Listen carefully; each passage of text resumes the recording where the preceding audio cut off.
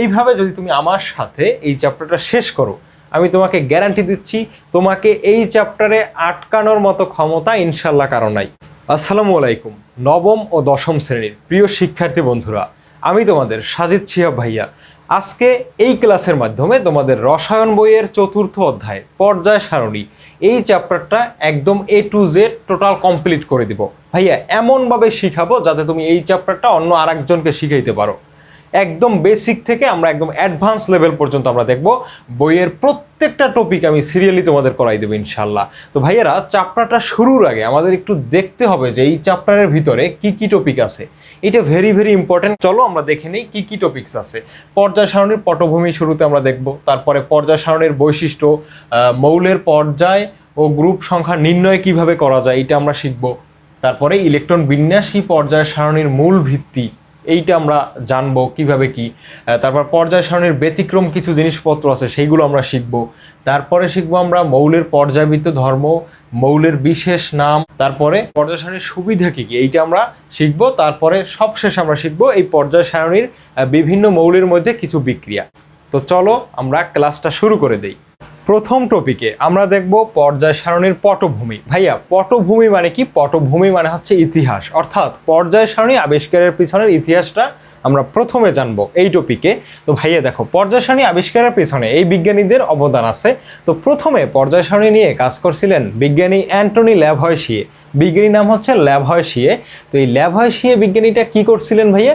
এই ল্যাভয়েশিয়ে ওই সময় আবিষ্কৃত যে মৌলগুলো ছিল ওইগুলোকে তিনি ধাতু আর অধাতু এই দুইটা পৃথক ভাগ করছিলেন। অর্থাৎ ধাতুগুলোকে এক পাশে রাখছিলেন আর অধাতুগুলোকে আর এক পাশে রাখছিলেন। তো এইটা দেখে বিজ্ঞানীরা উদ্বুদ্ধ হয়েছে যে মানে যতগুলো মৌল আছে ওই মৌলগুলোকে পৃথকভাবে কিভাবে রাখা যায়। ঠিক আছে, তাহলে পর্যায় সারণীর সূচনা করছিলেন কে? বিজ্ঞানী অ্যান্টনি ল্যাভয়েশিয়ে। তারপরে বিজ্ঞানী ডোবেরাইনার এই পর্যায় সারণী নিয়ে কাজ করছেন। বিজ্ঞানী ডোবেরাইনার কি করছিলেন? বিজ্ঞানী ডোবেরাইনার লক্ষ্য করছিলেন পাশাপাশি তিনটা মৌলের ধর্ম একই রকম। কি লক্ষ্য করছিলেন বিজ্ঞানী ডোবেরাইনার? পাশাপাশি তিনটা মৌলের ধর্ম একই রকমের। তিনি আরও একটা জিনিস লক্ষ্য করছিলেন যে পাশাপাশি মৌল তিনটার মধ্যে প্রথম মৌলটা আর শেষ মৌলটা এই দুইটার পারমাণবিক ভরের যোগফলের অর্ধেক হচ্ছে দ্বিতীয় মৌলটার পারমাণবিক ভর। অর্থাৎ তিনি কি লক্ষ্য করছিলেন? তিনি এইভাবে লক্ষ্য করছিলেন যে ক্লোরিন, তারপরে ব্রোমিন, আয়োডিন এই তিনটা হচ্ছে একই গ্রুপের পাশাপাশি তিনটা মৌল। এই মৌল তিনটার ধর্ম একই রকম এবং এই যে ক্লোরিন আর আয়োডিন এই দুইটার পারমাণবিক ভরের যোগফলের অর্ধেক এই ব্রোমিনের পারমাণবিক ভর বা এর কাছাকাছি। অর্থাৎ পর্যায় সারণীতে যে কোনো তিনটা মৌলের পারমাণবিক ভরের, তিনটে মৌলের মধ্যে পারমাণবিক ভর হচ্ছে প্রথমটা আর শেষেরটা, তাদের যোগফলের অর্ধেক হচ্ছে ওর মাঝখানে যে আছে ওর পারমাণবিক ভর।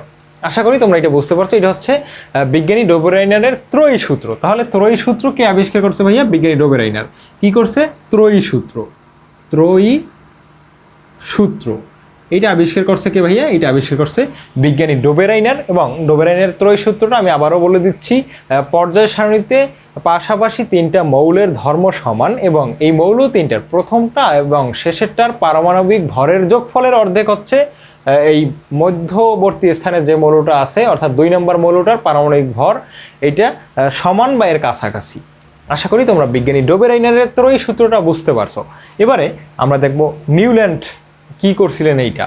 তো এই ডোবেরাইনারের পরে এই পর্যায় সারণী নিয়ে কাজ করছেন বিজ্ঞানী নিউল্যান্ড। এই নিউল্যান্ড কি করছিলেন ভাইয়া? নিউল্যান্ড অষ্টক সূত্র আবিষ্কার করছে। তাহলে নিউল্যান্ড কি করছে? নিউল্যান্ড অষ্টক সূত্র আবিষ্কার করছে। পরীক্ষায় কিন্তু প্রশ্ন আসতে পারে যে অষ্টক সূত্র আবিষ্কার করেন কোন বিজ্ঞানী? বিজ্ঞানী নিউল্যান্ড। তাহলে অষ্টক সূত্রটা কি? বিজ্ঞানী নিউল্যান্ড পর্যবেক্ষণ করেন যে মৌলগুলোকে যদি পারমাণবিক ভরের নিম্নক্রম থেকে ঊর্ধ্বক্রম অনুসারে সাজানো হয়, এইভাবে যদি পাশাপাশি 8টা মৌল রাখা হয়, তাহলে প্রথম 7টা মৌলের যে কোনো মৌলর পারমাণবিক যে ধর্ম আছে, মানে যে ধর্ম আছে ওই ধর্মটা অষ্টম মৌলের সাথে মিলে যায়। কি বলছি ভাইয়া? পাশাপাশি 8টা মৌলকে পারমাণবিক ভরের ঊর্ধ্বক্রম অনুসারে রাখলে, অর্থাৎ ছোট থেকে বড় পারমাণবিক ভর এইভাবে পাশাপাশি 8টা মৌল রাখলে প্রথম 7টার যে কোনো মৌলের পারমাণবিক ধর্ম বা এটার ধর্ম ভৌত রাসায়নিক ধর্ম ওই অষ্টম মৌলের সাথে মিলে যায়। এইটা হচ্ছে বিজ্ঞানী নিউল্যান্ডের অষ্টক সূত্র, মাথায় রেখো, খুবই গুরুত্বপূর্ণ। তারপরে সর্বশেষে আসছে মেন্ডেলিভ। মেন্ডেলিভ কি করছিলেন? মেন্ডেলিভ তার সমসাময়িক সময় আবিষ্কৃত 63টি মৌল নিয়ে কাজ করছিলেন। ঠিক আছে, মেন্ডেলিভ 63টা মৌল নিয়ে কাজ করছিলেন।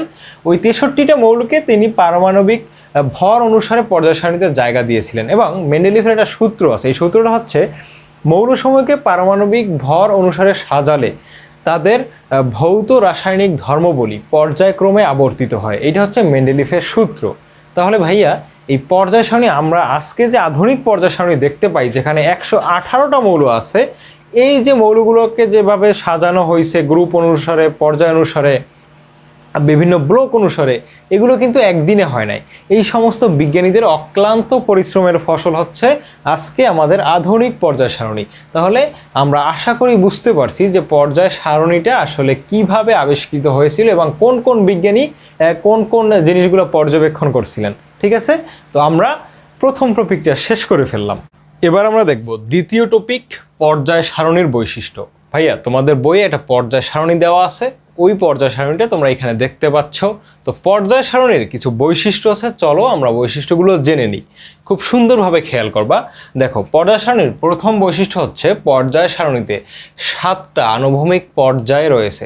7টা পর্যায় রয়েছে। পর্যায় কোনগুলো ভাইয়া? এই যে এইভাবে যে রেখাগুলো ভূমির সাথে সমান্তরালে, এইভাবে কয়টা রেখা রয়েছে? 7টা। 1 2 3 4 5 6 7, এইভাবে 7টা পর্যায় রয়েছে। আর পর্যায় সারণীতে গ্রুপ রয়েছে কয়টা ভাইয়া? গ্রুপ রয়েছে 18টা। গ্রুপ কোনগুলো ভাই একটু লক্ষ্য করো। এই যে এই একটা গ্রুপ, তারপরে 2টে গ্রুপ, 3টে গ্রুপ, 4টা গ্রুপ, 5টা গ্রুপ, 6টা গ্রুপ, এইভাবে করতে করতে এখানে কয়টা? 12, তারপরে 12 13 14 15 16 17 18, এভাবে করে মোট পর্যায় সারণীতে 18টা গ্রুপ এবং কয়টা পর্যায় আছে? 7টা পর্যায় রয়েছে। তাহলে পর্যায় কোনগুলো ভাইয়া? পর্যায় হচ্ছে ভূমির সাথে সমান্তরালে যে এই রেখাগুলো, এই একটা পর্যায়, এই একটা পর্যায়, 2টে পর্যায়, 3টে পর্যায়, 4টা পর্যায়, 5টা, 6টা, 7টা, এইভাবে 7টা পর্যায় আছে। আর গ্রুপ বা শ্রেণী বলা হয় ওইটারে, এই যে এই খাড়া খাড়াভাবে যেগুলো আছে, এইগুলো হচ্ছে গ্রুপ। এইভাবে কয়টা গ্রুপ আছে? 18টা। ঠিক আছে, এই 1 2 3 4 ডট ডট ডট, এখানে কত? 18, অর্থাৎ লাস্টেরটা হচ্ছে 18। আর পর্যায় কোনগুলো? এই যে প্রথম পর্যায়, এই সিরিয়ালে যারা আছে, এই হচ্ছে আমাদের দ্বিতীয় পর্যায়, এই সিরিয়ালে যারা আছে, তৃতীয়, চতুর্থ, এইভাবে করতে করতে 7টা পর্যায় আছে। কয়টা পর্যায় আছে ভাইয়া? 7টা পর্যায় আছে। তো অবশ্যই মাথায় রাখবে এটা। তারপরে ল্যান্থানাইট ও অ্যাক্টিনাইট সারির মৌলগুলোকে আলাদা রাখা হলেও তারা যথাক্রমে পর্যায় 6 এবং 7-এর অংশ। তুমি যখন আসলে বইয়ের পর্যায় সারণীটা দেখবা, তখন নিশ্চয়ই খেয়াল করবা যে এইখানে নিচে আলাদা 2টে পর্যায় দেওয়া আছে, এইভাবে আলাদা 2টে পর্যায় দেওয়া আছে। ঠিক আছে, এই আলাদা পর্যায় 2টা, একটা হচ্ছে ল্যান্থানাইট সিরিজ আর একটা হচ্ছে অ্যাক্টিনাইট সিরিজ। এরা মূলত আলাদা না, এদের পর্যায় 6 এবং 7-এর অংশ। এই ল্যান্থানাইট সিরিজটা হচ্ছে পর্যায় 6-এর অংশ, আর অ্যাক্টিনাইট সিরিজটা হচ্ছে পর্যায় 7-এর অংশ। কেন এদের আলাদা আলাদা রাখা হয়েছে সামনে তোমরা জানতে পারবা। ঠিক আছে ভাইয়া, তো আমরা এই 2 নম্বর যে বৈশিষ্ট্যটা আছে পর্যায় সারণীর, এটাও জেনে নিলাম।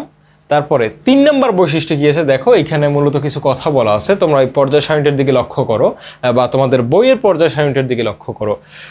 পর্যায় 1-এ 2টে মৌল আছে। পর্যায় 1-এ কয়টা মৌল আছে? 2টে মৌল। পর্যায় 1-এ 2টে মৌল আছে। এই পাশে আছে হাইড্রোজেন আর ওই পাশে কে আছে? হিলিয়াম। ঠিক আছে, তারপরে 2 এবং 3 পর্যায়ে 8টি মৌল আছে। পর্যায় 2 এবং পর্যায় 3-এ কয়টা কইরা মৌল আছে ভাইয়া? 8টা কইরা মৌল আছে। তারপরে 4 5-এ 18টি মৌল আছে। কয়টা মৌল আছে? 4 5-এ 18টি মৌল আছে। তারপরে তোমার 6 7-এ কতটি করে? 32টি করে মৌল আছে। ঠিক আছে, তাহলে এই হচ্ছে পর্যায় সারণীর পর্যায়ে মৌল সংখ্যাগুলো আসলে কত, এইটার একটা হিসাব এখানে দেওয়া আছে।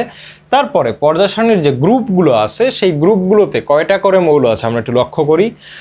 1-এ মানে গ্রুপ 1 যেইটা, হাইড্রোজেন, তারপরে কি লিথিয়াম, সোডিয়াম, পটাশিয়াম, এইভাবে যে তোমার এটা আছে ওইটা মনে রাখার টেকনিক হচ্ছে হাইলিনাকে রুবি সাজিয়ে ফেলেছে, মানে লাস্টে সবার লাস্টে হচ্ছে ফ্রান্সিয়াম আর সবার উপরে হচ্ছে কি হাইড্রোজেন। তো যাই হোক, ওইখানে টোটাল 7টা মৌল আছে পর্যায়, মানে সরি গ্রুপ 1-এ। তোমার এই যে গ্রুপটা, এই গ্রুপে কয়টা মৌল আছে? 7টা মৌল আছে। গ্রুপ 2-এ 6টি মৌল আছে। গ্রুপ 2-এ কয়টা মৌল আছে? 6টা মৌল আছে। তারপরে গ্রুপ 3-এ কয়টা মৌল আছে ভাইয়া? গ্রুপ 3-এ কিন্তু 32টা মৌল আছে। তারপরে গ্রুপ 4 থেকে একদম গ্রুপ 12 পর্যন্ত 4টা করে মৌল আছে। গ্রুপ 4 থেকে একদম গ্রুপ 12 পর্যন্ত কয়টা করে মৌল আছে? 4টা করে মৌল আছে, মাথায় রাখবা। তারপরে 13 থেকে একদম 17 পর্যন্ত গ্রুপে 6টা করে মৌল আছে। 13 নম্বর গ্রুপ থেকে, সাপোজ এইটা যদি হয় 13 নম্বর গ্রুপ আর এইখানে যদি হয় 17 নম্বর গ্রুপ, এই 13 নম্বরে 6টা, 14 নম্বরে, 15 নম্বরে, 16 নম্বরে, 17 নম্বরে, একদম 6টা করে মৌল আছে প্রত্যেকটা গ্রুপে। তারপরে গ্রুপ 18-তে 7টা মৌল আছে। গ্রুপ 18-তে কিন্তু ভাইয়া নিষ্ক্রিয় গ্যাসগুলো থাকে। তাহলে নিষ্ক্রিয় গ্যাস কয়টা? 7টা নিষ্ক্রিয় গ্যাস। ওই 7টা নিষ্ক্রিয় গ্যাস কিন্তু সর্বশেষ গ্রুপ অর্থাৎ গ্রুপ 18-তে আছে। ঠিক আছে, তাহলে এই হচ্ছে তোমাদের পর্যায় সারণীর বৈশিষ্ট্য।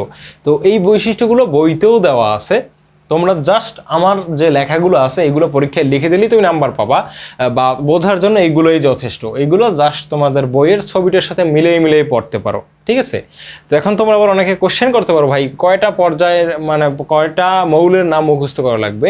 তো এই বিষয়ে আমি আগামীতে বলবো। জাস্ট এতটুকু বলে রাখি, প্রথম 30টা রাখলেই মোর দ্যান এনাফ। 118টা মৌলের নাম মুখস্থ করার কোনো দরকার নেই। ঠিক আছে ভাইয়া, তাহলে আমরা পর্যায় সারণীর বৈশিষ্ট্যটা খুব সুন্দরভাবে শিখে ফেললাম। এবারে আমরা দেখব আমাদের তৃতীয় টপিক। তৃতীয় টপিকে আছে ইলেকট্রন বিন্যাসের সাহায্যে মৌলের অবস্থান নির্ণয়, অর্থাৎ পর্যায় সারণীতে ওই মৌলটার অবস্থান কততম পর্যায়ে, কততম গ্রুপে, এইটা আমরা নির্ণয় করা শিখব। পর্যায় নাম্বার এবং গ্রুপ নাম্বার বের করা আমরা এবার শিখব। ঠিক আছে, তো ভাইয়া দেখো, পর্যায় নাম্বার নির্ণয় করাটা আমরা সবার প্রথমে শিখব, যে কিভাবে আমরা পর্যায় সংখ্যাটা বের করতে পারি। তারপরে আমরা গ্রুপ সংখ্যা বের করা শিখব। তো আগে পর্যায় সংখ্যা বের করাটা একটু দেখো, লক্ষ্য করো যে পর্যায় সংখ্যা বের করার ক্ষেত্রে তুমি আগে ইলেকট্রন বিন্যাসটা করবা। ইলেকট্রন বিন্যাস করার পরে সর্ববহিস্থ যে কক্ষপথটা থাকবে, অর্থাৎ সবচেয়ে বড় যে কক্ষপথটা থাকবে, ওই কক্ষপথের মানই হচ্ছে পর্যায় সংখ্যা। ঠিক আছে ভাইয়া, এটা খুব ইজি, একটু লক্ষ্য করো। আমি যদি একটা এক্সাম্পল দিই, যে সাপোজ তুমি সোডিয়ামের ইলেকট্রন বিন্যাস করবা। সোডিয়াম কত? 11 পারমাণবিক সংখ্যা। ওর ইলেকট্রন বিন্যাস যদি আমি করি তাহলে আসে 1s2 2s2 2p6 3s1। দেখো 2 আর 2 কত? 4, 6 আর 4 কত? 10, 10 আর 1 কত? 11। তাহলে ইলেকট্রন বিন্যাস করে ফেললাম। এইখানে দেখো তো এন এর মান সবচেয়ে বড় কোথায়? 1 2 3, এই তিনটেই তো আছে, এর মধ্যে সবচেয়ে বড় কে? 3 বড়। তাহলে সোডিয়ামের পর্যায় হচ্ছে 3। সোডিয়ামের পর্যায় হচ্ছে 3। আশা করি ভাইয়া তোমরা বুঝতে পারছো যে সোডিয়ামের পর্যায় 3 কিভাবে হলো। এই পর্যায় 3 দ্বারা কি বোঝায়? দেখবা সোডিয়াম ওই পর্যায় সারণীর এই একটা পর্যায়, এই একটা পর্যায়, এই একটা পর্যায়, তৃতীয় পর্যায়, যেটা তৃতীয় পর্যায়ে অবস্থিত আছে। ঠিক আছে, তৃতীয় পর্যায়ে অবস্থিত আছে। গ্রুপ নাম্বার নির্ণয় করা আমরা যখন শিখবো তখন আমরা স্পেসিফিকভাবে বলতে পারবো যে পর্যায় সারণীর তৃতীয় পর্যায়ের প্রথম গ্রুপ বা তৃতীয় পর্যায়ের দ্বিতীয় গ্রুপ, এইভাবে স্পেসিফিকভাবে বলে দিতে পারবো। তো পর্যায় সংখ্যা নির্ণয় করা শিখছি মানে আমরা বলে দিতে পারি যে সোডিয়ামটা আছে পর্যায় সারণীর 3 নম্বর সারিতে। তো এই সোডিয়ামের পর্যায় নাম্বার আমরা বের করা শিখে ফেললাম। এবার তোমরা আবার যদি বলো ভাই আরেকটা একটু দেখান, তাহলে আমি বলি যে তুমি সাপোজ আর্গনের পর্যায় নাম্বারটা বের করো তো। আর্গন কত? 18 নম্বরে। 1s2 2s2 2p6 3s2 3p6, এই হচ্ছে আর্গনের ইলেকট্রন বিন্যাস। কারণ আর্গন হচ্ছে 18, আর্গনের পারমাণবিক সংখ্যা হচ্ছে 18। তাহলে এই হচ্ছে 10 আর 18। তাহলে তোমরা আমাকে বলো তো এই ক্ষেত্রে সর্বশেষ যে কক্ষপথ আছে ওই কক্ষপথে মানে ওই কক্ষপথের মান কত? 3 না? মানে সর্বশেষ 3 নম্বর কক্ষপথে গেছে। 3 নম্বর কক্ষপথে যেহেতু সর্বশেষে গেছে, তাহলে এই যে মৌলটা আছে এর পর্যায় নাম্বার হচ্ছে, এরও হচ্ছে 3। ঠিক আছে, তাহলে পর্যায় 3। তাহলে আর একটা আমি দেখাই তোমাদের। সাপোজ আমি স্ক্যান্ডিয়ামের কথা বললাম। ঠিক আছে, স্ক্যান্ডিয়াম হচ্ছে 21। স্ক্যান্ডিয়ামের ইলেকট্রন বিন্যাসটা কেমন? 1s2 2s2 2p6 3s2 3p6।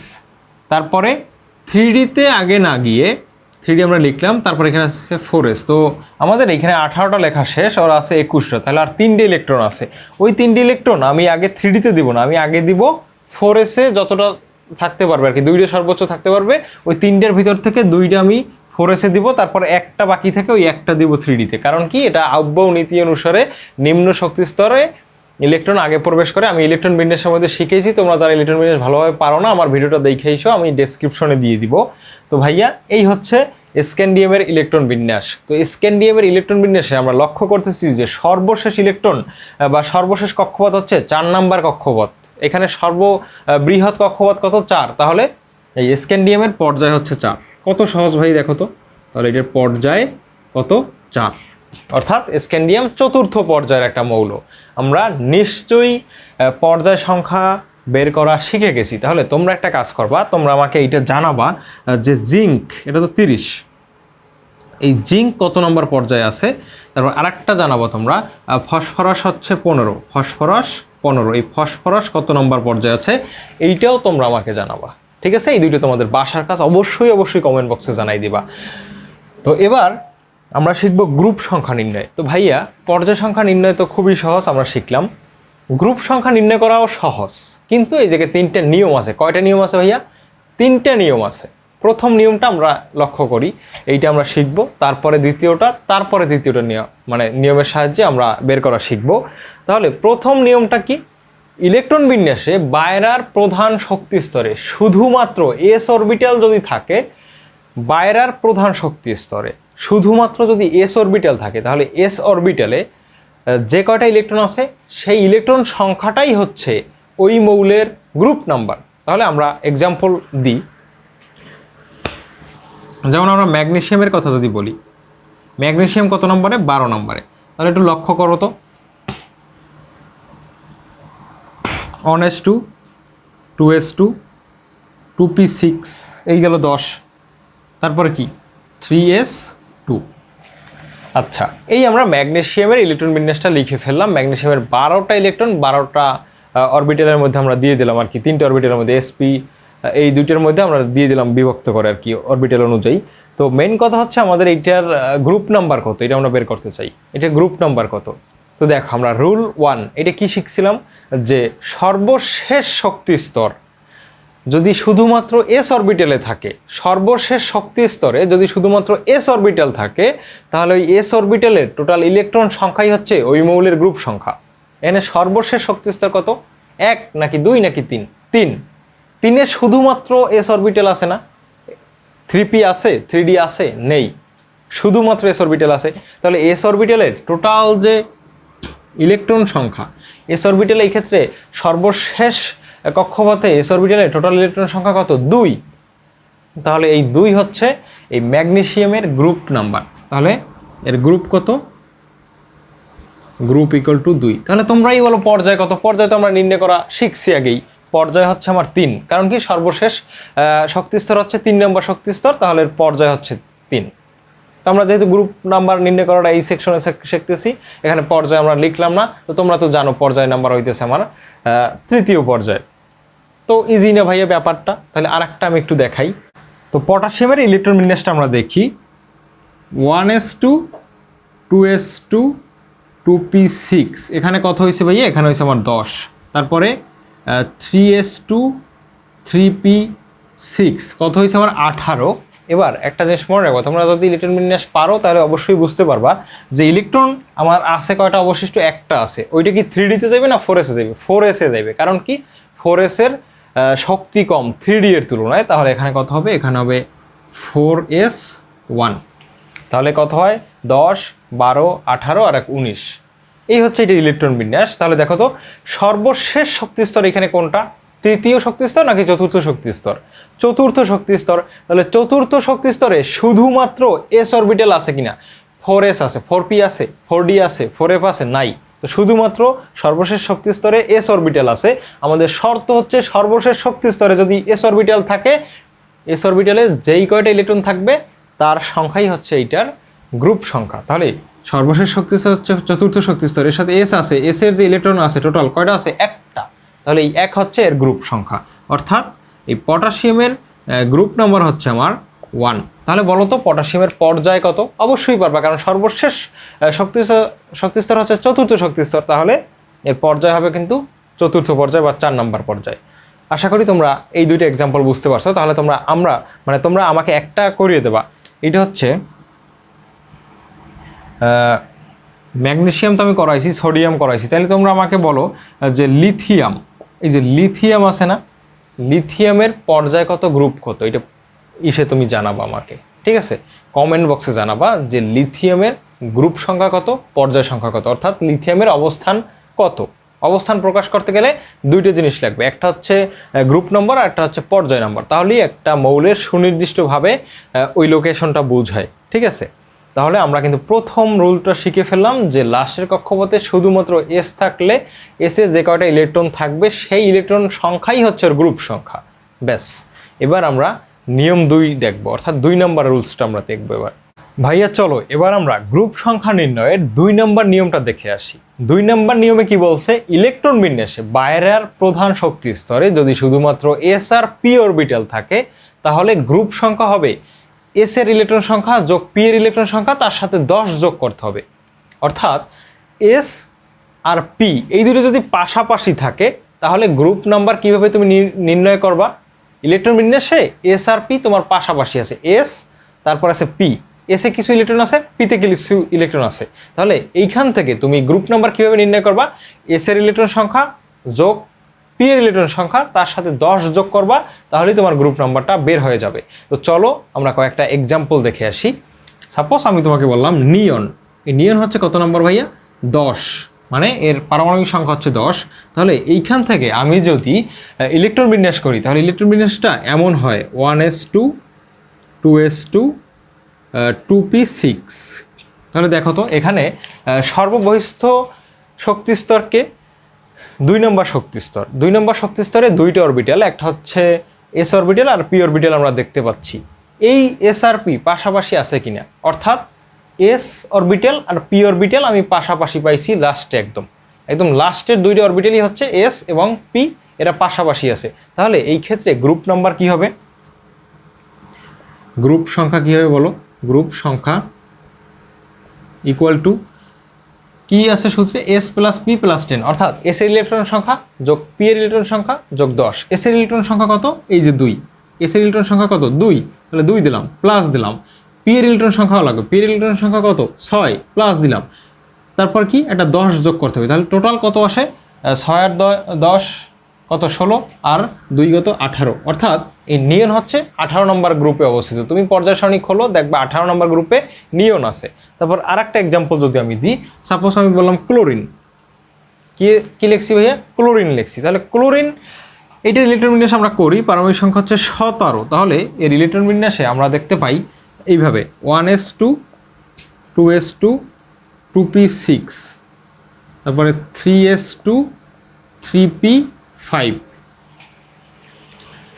10 আর 17। ভাইয়া আমি এত কিছু বুঝি না, আমি লাস্টের 2টা অরবিটালে দেখতে পাচ্ছি এস আর পি পাশাপাশি আছে, অর্থাৎ আগে এস আছে তারপরেই পি আছে। তাহলে এইখানে তোমার গ্রুপ নাম্বার নির্ণয়ের সূত্রটা হচ্ছে গ্রুপ সংখ্যা ইকুয়াল টু এস এর ইলেকট্রন সংখ্যা প্লাস পি এর ইলেকট্রন সংখ্যা প্লাস 10। এই যে এই সূত্রটা মানবে আর কি। তাহলে এস এর ইলেকট্রন সংখ্যা কত? 2, প্লাস পি এর ইলেকট্রন সংখ্যা কত? 5, প্লাস 10 ইকুয়াল টু কত?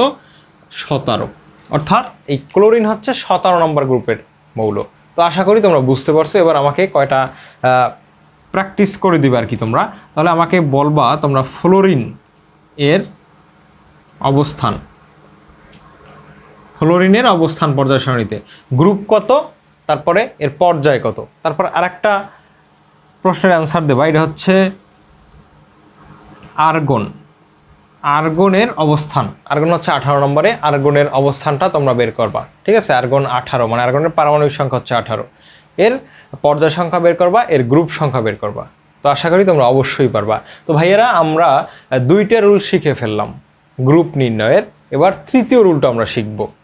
এবার আমরা দেখব গ্রুপ সংখ্যা নির্ণয়ের 3 নম্বর নিয়ম। 3 নম্বর নিয়মটা কি? কোনো একটা মৌলের ইলেকট্রন বিন্যাসে সর্বশেষ শক্তি স্তরে যদি তুমি এস অরবিটাল দেখো, তারপর একটু চেক করবো যে আগের অরবিটালটা ডি আছে কিনা। অর্থাৎ যদি তুমি সর্বশেষ এস দেখো তার আগেরটা যদি আবার ডি দেখো তাহলে গ্রুপ সংখ্যা হবে ওই ডি এর টোটাল ইলেকট্রন সংখ্যা যোগ এস এর ইলেকট্রন সংখ্যা।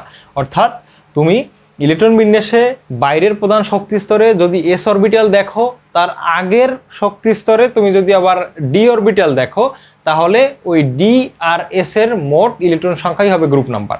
অর্থাৎ ডি তারপরে এস, ডি অরবিটাল তারপরে যদি এস অরবিটাল থাকে পাশাপাশি একদম শেষের দুইটাই কি আগে ডি অরবিটাল তারপরেই এস অরবিটাল আছে, এমন যদি কোথাও ইলেকট্রন বিন্যাসে দেখতে পাও তাহলে তোমার ওই মৌলটার গ্রুপ নাম্বার হবে ডি আর এস এর ইলেকট্রন সংখ্যার যোগফল যা হবে তাই। ঠিক আছে, তাহলে একটা এক্সাম্পল দেখি। ফেরিক বা আয়রন যেটা আর কি 26, এটা ইলেকট্রন বিন্যাস কেমন?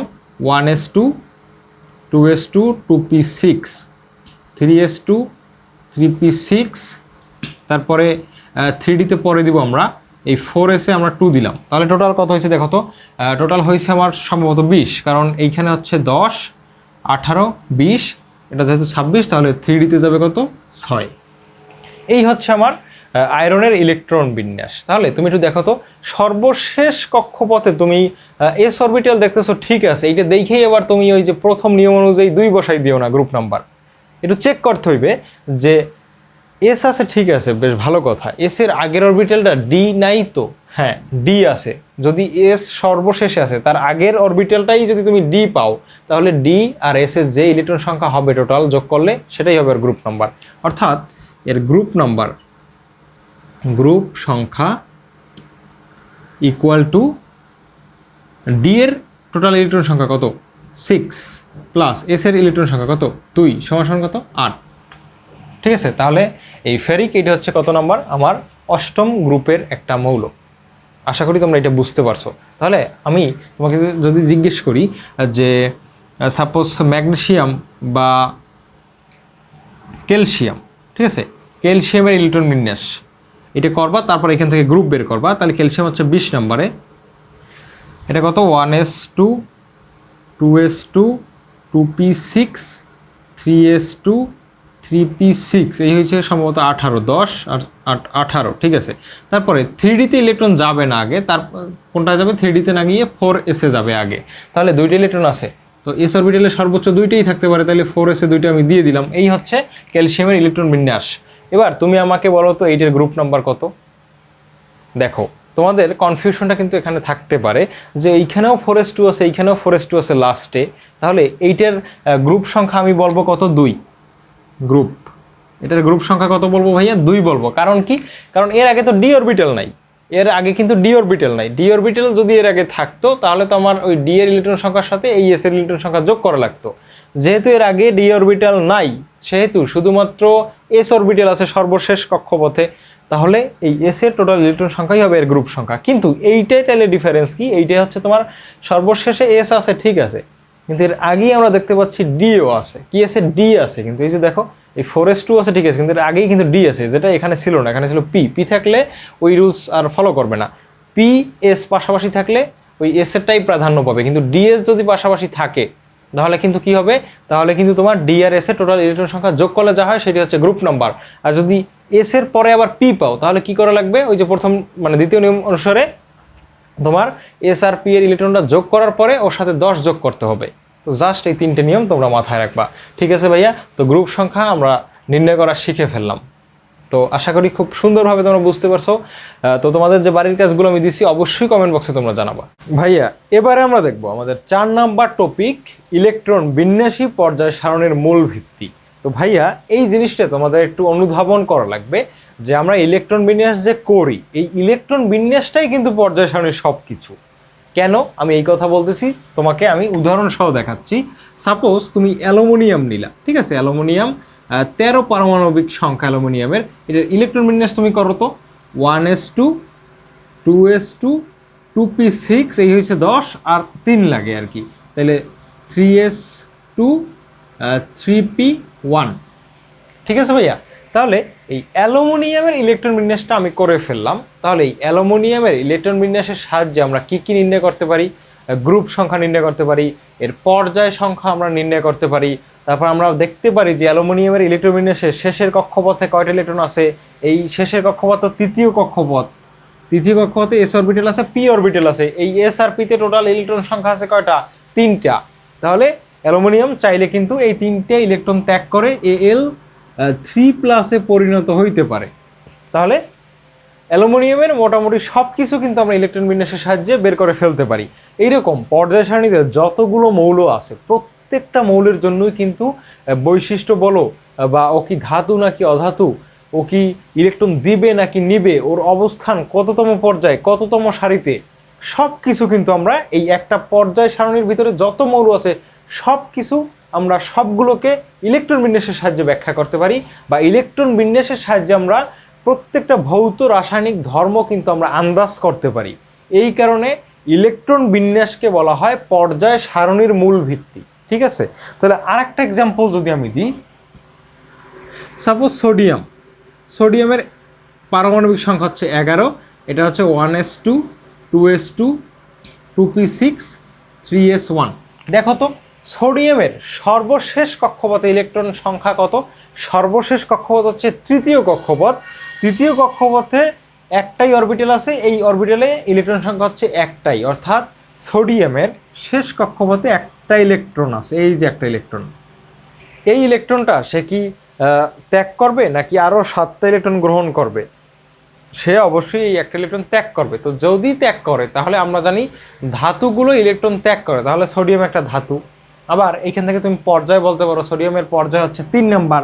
একটু আগে আমরা শিখছি বা বিগত টপিকে আমরা শিখছি যে পর্যায় সংখ্যা নির্ণয়ের ক্ষেত্রে তোমার লাস্টের কক্ষপথে মানে লাস্টের যে কক্ষপথ সংখ্যাটা, সর্ববৃহৎ যে কক্ষপথ সংখ্যাটা, ওইটি হচ্ছে পর্যায় নাম্বার। তাহলে এখানে বৃহৎ কক্ষপথ সংখ্যা কত? 3, তাহলে এর পর্যায় হচ্ছে 3। এর গ্রুপ কত? লাস্টের কক্ষপথে এস আছে, এর আগে ডি নেই, তার মানে এস এর টোটাল ইলেকট্রন সংখ্যাই হচ্ছে এর গ্রুপ নাম্বার। এর গ্রুপ নাম্বার হচ্ছে 1, অর্থাৎ প্রথম গ্রুপের তৃতীয় পর্যায়ের মৌল হচ্ছে সোডিয়াম। তাহলে এই সব কিছু কিন্তু আমরা পর্যায় সারণীর যে মৌলগুলো আছে প্রত্যেকটার ক্ষেত্রে আমরা কিন্তু ইলেকট্রন বিন্যাসের সাহায্যে এর অবস্থান বলো, এর ধর্ম বলো, এর বিভিন্ন ভৌত রাসায়নিক বৈশিষ্ট্য বলো, সব কিছু কিন্তু ইলেকট্রন বিন্যাস থেকে নির্ণয় করতে পারি বা আন্দাজ করতে পারি। এই কারণে ইলেকট্রন বিন্যাসটা কি পর্যায় সারণীর মূল ভিত্তি বলা হয়। আশা করি তোমরা বুঝতে পারছো। এবারে আমরা দেখব 5 নাম্বার টপিকটা। 5 নাম্বার টপিকে আছে পর্যায় সারণীর কিছু ব্যতিক্রম, অর্থাৎ পর্যায় সারণীতে এমন কিছু ঘটনা আছে যেগুলো আসলে নিয়মগুলোকে মানে নেয়। তো এই ব্যতিক্রমগুলো আমরা দেখব। প্রথমে আমরা দেখব হাইড্রোজেনের অবস্থান। এইটা হচ্ছে পর্যায় সারণীর একটা ব্যতিক্রম। কারণ কি ভাইয়া, হাইড্রোজেন হচ্ছে একটা গ্যাস, এটা তোমরা সবাই জানো। কিন্তু পর্যায় সারণীর প্রথম গ্রুপে হাইড্রোজেন ব্যতীত অন্য যে মৌলগুলো আছে প্রত্যেকেই কিন্তু ধাতু, প্রত্যেকেই কিন্তু ধাতু। দেখো এই যে হাইড্রোজেন হচ্ছে এইখানে, তারপর আছে কে লিথিয়াম, তারপর আছে সোডিয়াম, পটাশিয়াম, তারপর রুবিডিয়াম, সিজিয়াম, তারপর কি ফ্রান্সিয়াম। এইগুলো কিন্তু গ্রুপ 1 নাম্বারে আছে ভাইয়া। ঠিক আছে, গ্রুপ 1 নাম্বারে কিন্তু এই মৌলগুলো আছে। তো এইখানে এই হাইড্রোজেন যেটা আছে, হাইড্রোজেন একমাত্র অধাতু গ্রুপ 1-এর। ঠিক আছে, তো এই অধাতুর সাথে মানে ধাতুগুলোর মধ্যে অধাতুটাকে আনা হয়েছে বা রাখা হয়েছে। এই হাইড্রোজেনের ইলেকট্রন বিন্যাস করলে দেখা যায় এটা হচ্ছে 1s1। আর লিথিয়াম বা সোডিয়াম, পটাশিয়াম, রুবিডিয়াম এগুলোর ইলেকট্রন বিন্যাস কেমন? লিথিয়ামের যেহেতু 3 পারমাণবিক সংখ্যা, তাহলে হবে 1s2 2s1, অর্থাৎ এটারও লাস্টে কিন্তু এস অরবিটালে একটা ইলেকট্রন অবশিষ্ট থাকে। অর্থাৎ হাইড্রোজেনের শেষ কক্ষপথে একটা ইলেকট্রন দরকার, বা হাইড্রোজেন চাইলে ওই একটা ইলেকট্রন ছেড়েও দিতে পারে। এই যে পর্যায় সারণীর 1 নাম্বার গ্রুপে বাকি যে মৌলগুলো আছে এগুলো কিন্তু লাস্টের কক্ষপথ থেকে একটা ইলেকট্রন ত্যাগ করে দেয়। তাহলে হাইড্রোজেনের কিছু ধর্ম এই ধাতুগুলোর সাথে মিলে। আবার হাইড্রোজেনের একটা বৈশিষ্ট্য কিন্তু 17 নম্বর গ্রুপে হ্যালোজেন যে গ্রুপটা আছে, ফ্লোরিন, ক্লোরিন, ব্রোমিন, আয়োডিন। যেমন ফ্লোরিনের কথা যদি আমি বলি, ফ্লোরিন এটা হচ্ছে 9 নম্বরে। ওর ইলেকট্রন বিন্যাসটা কেমন? 1s2 1s2 2s2 2p কত ভাইয়া? 2p5। তাহলে দেখো তো ওর লাস্টের কক্ষপথে কয়টা ইলেকট্রন আছে? টোটাল 7টা ইলেকট্রন আছে। এই 2 আর এই 5 কত? 7। তাহলে এই 7টা যে ইলেকট্রন আছে ওর চাইবে না আর একটা ইলেকট্রন গ্রহণ করতে, তাইলেই তো নিকটস্থ নিষ্ক্রিয় গ্যাস নিয়নের মতো হয়। তাহলে ওর কিন্তু একটা ইলেকট্রনের দরকার। আবার এদিকে দেখো তো এই হাইড্রোজেনের একটা ইলেকট্রন আছে, তো ও কিন্তু চাইবে নিকটস্থ নিষ্ক্রিয় গ্যাস হিলিয়ামের মতো হইতে, তাইলে ওরও কি দরকার? একটা ইলেকট্রন গ্রহণ করা দরকার। তাহলে কিছু বৈশিষ্ট্য কিন্তু এই যে তোমার ফ্লোরিন, ক্লোরিন, ব্রোমিন, আয়োডিন অর্থাৎ হ্যালোজেন মৌলগুলোর সাথেও মিলে যায়। তাহলে হাইড্রোজেনের বৈশিষ্ট্যটা হ্যালোজেনের সাথেও মেলে, হাইড্রোজেনের বৈশিষ্ট্য এই ধাতুসমূহের সাথেও মেলে, 1 নম্বর গ্রুপের ধাতুর সাথেও মেলে। তাহলে এই কারণে হাইড্রোজেনের বেশিরভাগ ধর্ম দেখা গেছে যে গ্রুপ 1-এর মৌলসমূহের সাথে মিলে। এই কারণে হাইড্রোজেনকে ওই তোমার 17 নম্বর গ্রুপে না দিয়ে হাইড্রোজেনকে 1 নম্বর গ্রুপে দেওয়া হয়েছে। আশা করি তোমরা এই ব্যতিক্রম জিনিসটা বুঝতে পারছো যে হাইড্রোজেন একটা গ্যাসীয় মৌল হওয়া সত্ত্বেও কেন তাকে ওই তোমার ধাতুগুলোর সাথে স্থান দেওয়া হয়েছে। আশা করি তোমরা এটা বুঝতে পারছো। ঠিক আছে ভাইয়া? তো এবার আমরা দ্বিতীয় যে ব্যতিক্রমটা আছে পর্যায় সারণীতে, যে হিলিয়ামের যে অবস্থানটা, এই হিলিয়ামের অবস্থানটা আমরা ইন ডিটেলস জানবো যে হিলিয়ামের অবস্থানের সমস্যা আসলে কোথায়। দেখো, আমরা জানি হিলিয়াম মানে হচ্ছে He, এর পারমাণবিক সংখ্যা হচ্ছে 2, ইলেকট্রন বিন্যাসটা এমন 1s2, এসে 2টি ইলেকট্রন থাকতে পারবে, 2টেই আছে 1s2। এই হচ্ছে হিলিয়ামের ইলেকট্রন বিন্যাসটা শেষ। এখন কথা হচ্ছে হিলিয়ামের ইলেকট্রন বিন্যাস অনুসারে আমরা যদি পর্যায় আর গ্রুপ নির্ণয় করি তাহলে পর্যায় কত হয়? পর্যায় হয় কিন্তু 1, কারণ কি এই যে কক্ষপথ নাম্বার একটাই আছে, তো এইটা 1। আর গ্রুপ কত হয়? যেহেতু লাস্টের কক্ষপথ বলো বা একমাত্র কক্ষপথে যে তোমার অরবিটাল আছে এটা হচ্ছে এস অরবিটাল, এর আগে আর পরে কিছুই নেই, তাহলে গ্রুপ হওয়ার কথা, গ্রুপটা হওয়ার কথা কত ভাইয়া? গ্রুপ হওয়ার কথা হচ্ছে 2। দেখো তো এই ইলেকট্রন বিন্যাস অনুসারে গ্রুপ 2 হওয়ার কথা কিনা? হ্যাঁ, 2 হওয়ার কথা, কিন্তু এই হিলিয়ামকে 2 নম্বর গ্রুপে রাখা হয় নাই। ওরে রাখা হয়েছে কয় নম্বর গ্রুপে? ওরে রাখা হয়েছে নিষ্ক্রিয় গ্যাসের যে গ্রুপটা আছে 18 নম্বর গ্রুপে।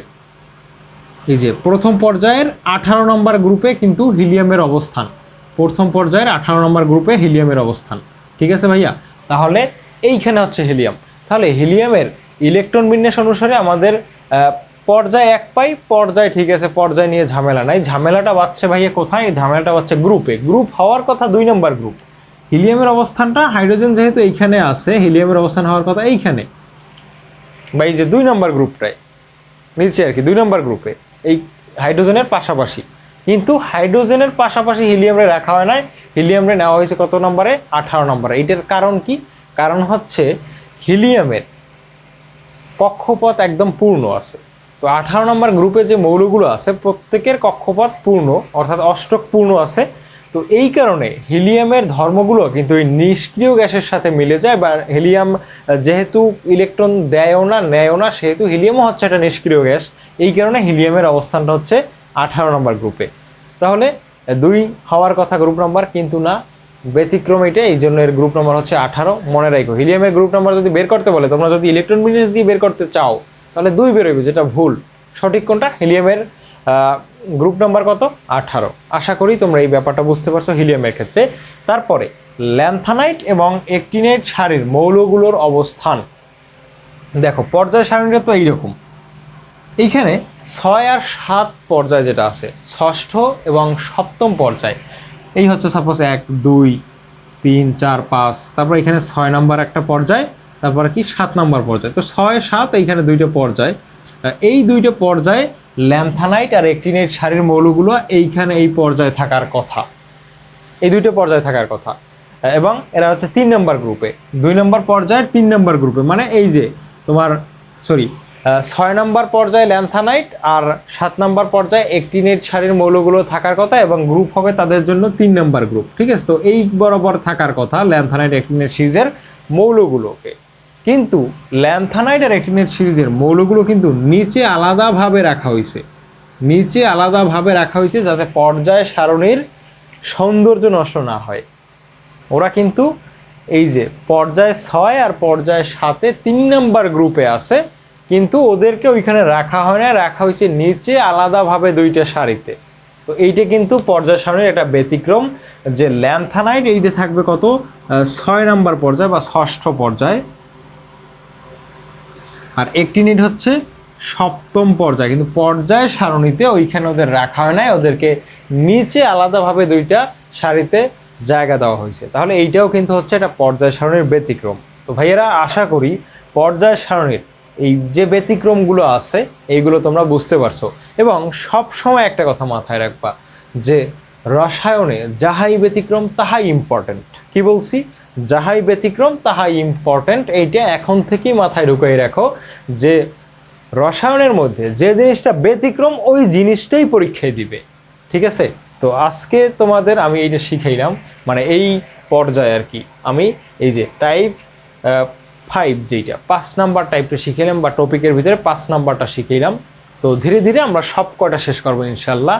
তো ভিডিওটা দেখতেই থাকো তোমরা। এবারে আমরা দেখব 6 নম্বর টপিক। ভাইয়া এই টপিকটা সবচেয়ে বেশি গুরুত্বপূর্ণ। এই টপিকের নাম হচ্ছে মৌলের পর্যাবৃত্ত ধর্ম। এই পর্যাবৃত্ত ধর্মের ভিতরে আছে ধাতব ধর্ম, অধাতব ধর্ম, তড়িৎ ঋণাত্মকতা, ইলেকট্রন শক্তি, আয়নীকরণ শক্তি। তো প্রত্যেকটা টপিক আমরা একদম ব্যাখ্যা সহকারে আমরা দেখব। তো দেখো একটা পর্যায় সারণী আমি আঁকছি, এইটার সাহায্য নিয়ে আমরা এই পর্যাবৃত্ত ধর্মগুলো আমরা ব্যাখ্যা করব। তো শুরুতে আমরা শিখব ধাতব ধর্ম। ঠিক আছে? ধাতব ধর্ম, তারপর শিখব অধাতব ধর্ম। ধাতব ধর্ম ভাইয়া প্রথমে আমাদের জানতে হবে ধাতু কি। যে সকল মৌল চকচকে আঘাত করলে ঝনঝন শব্দ হয় এবং যেগুলো বিদ্যুৎ সুপরিবাহী তাদের কি আমরা বলে থাকি ধাতু। ধাতুর একটা বৈশিষ্ট্য হচ্ছে এই ধাতুর পরমাণুগুলো ইলেকট্রন ত্যাগ করে দেয়, অর্থাৎ ইলেকট্রন ত্যাগের ধর্মটা কি বলা হয়? ধাতব ধর্ম। কি বলছি ভাইয়া? ইলেকট্রন ত্যাগের ধর্মটা কি বলা হয়? ধাতব ধর্ম। এইটুক মাথায় রেখো। অর্থাৎ যে যত সহজে ইলেকট্রন ত্যাগ করতে পারবে তার ধাতব ধর্ম তত বেশি।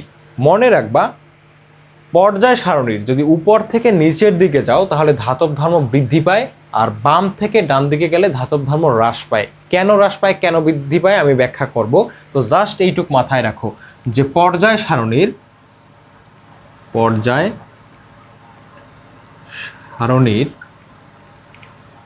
বাম থেকে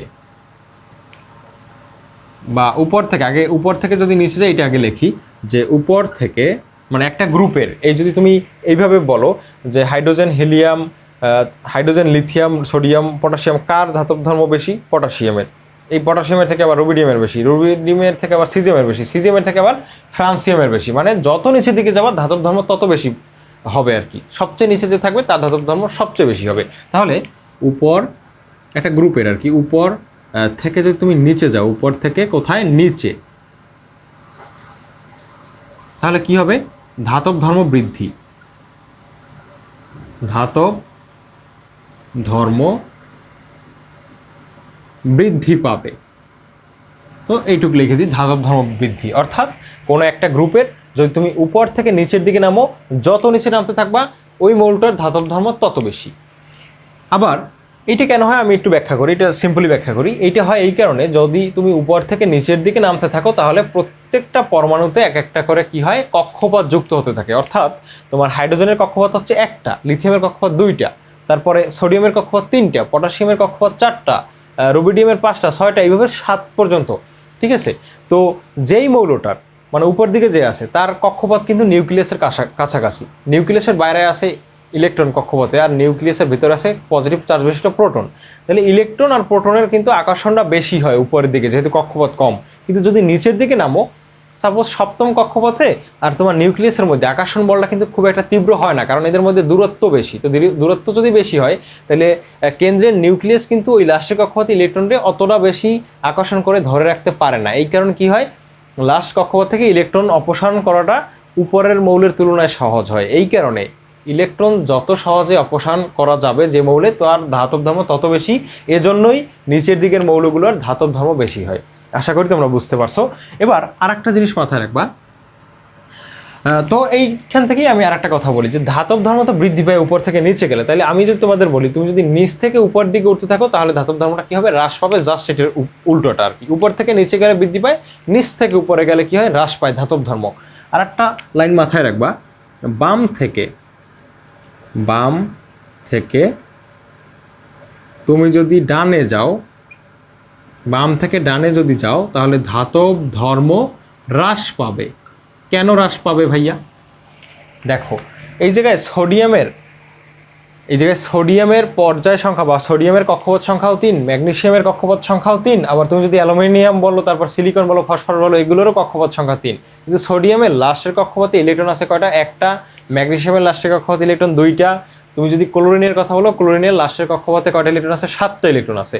তাহলে মনে রাখবা ইলেকট্রন যত বাড়বে কেন্দ্রে তো প্রোটনও তত বাড়ে।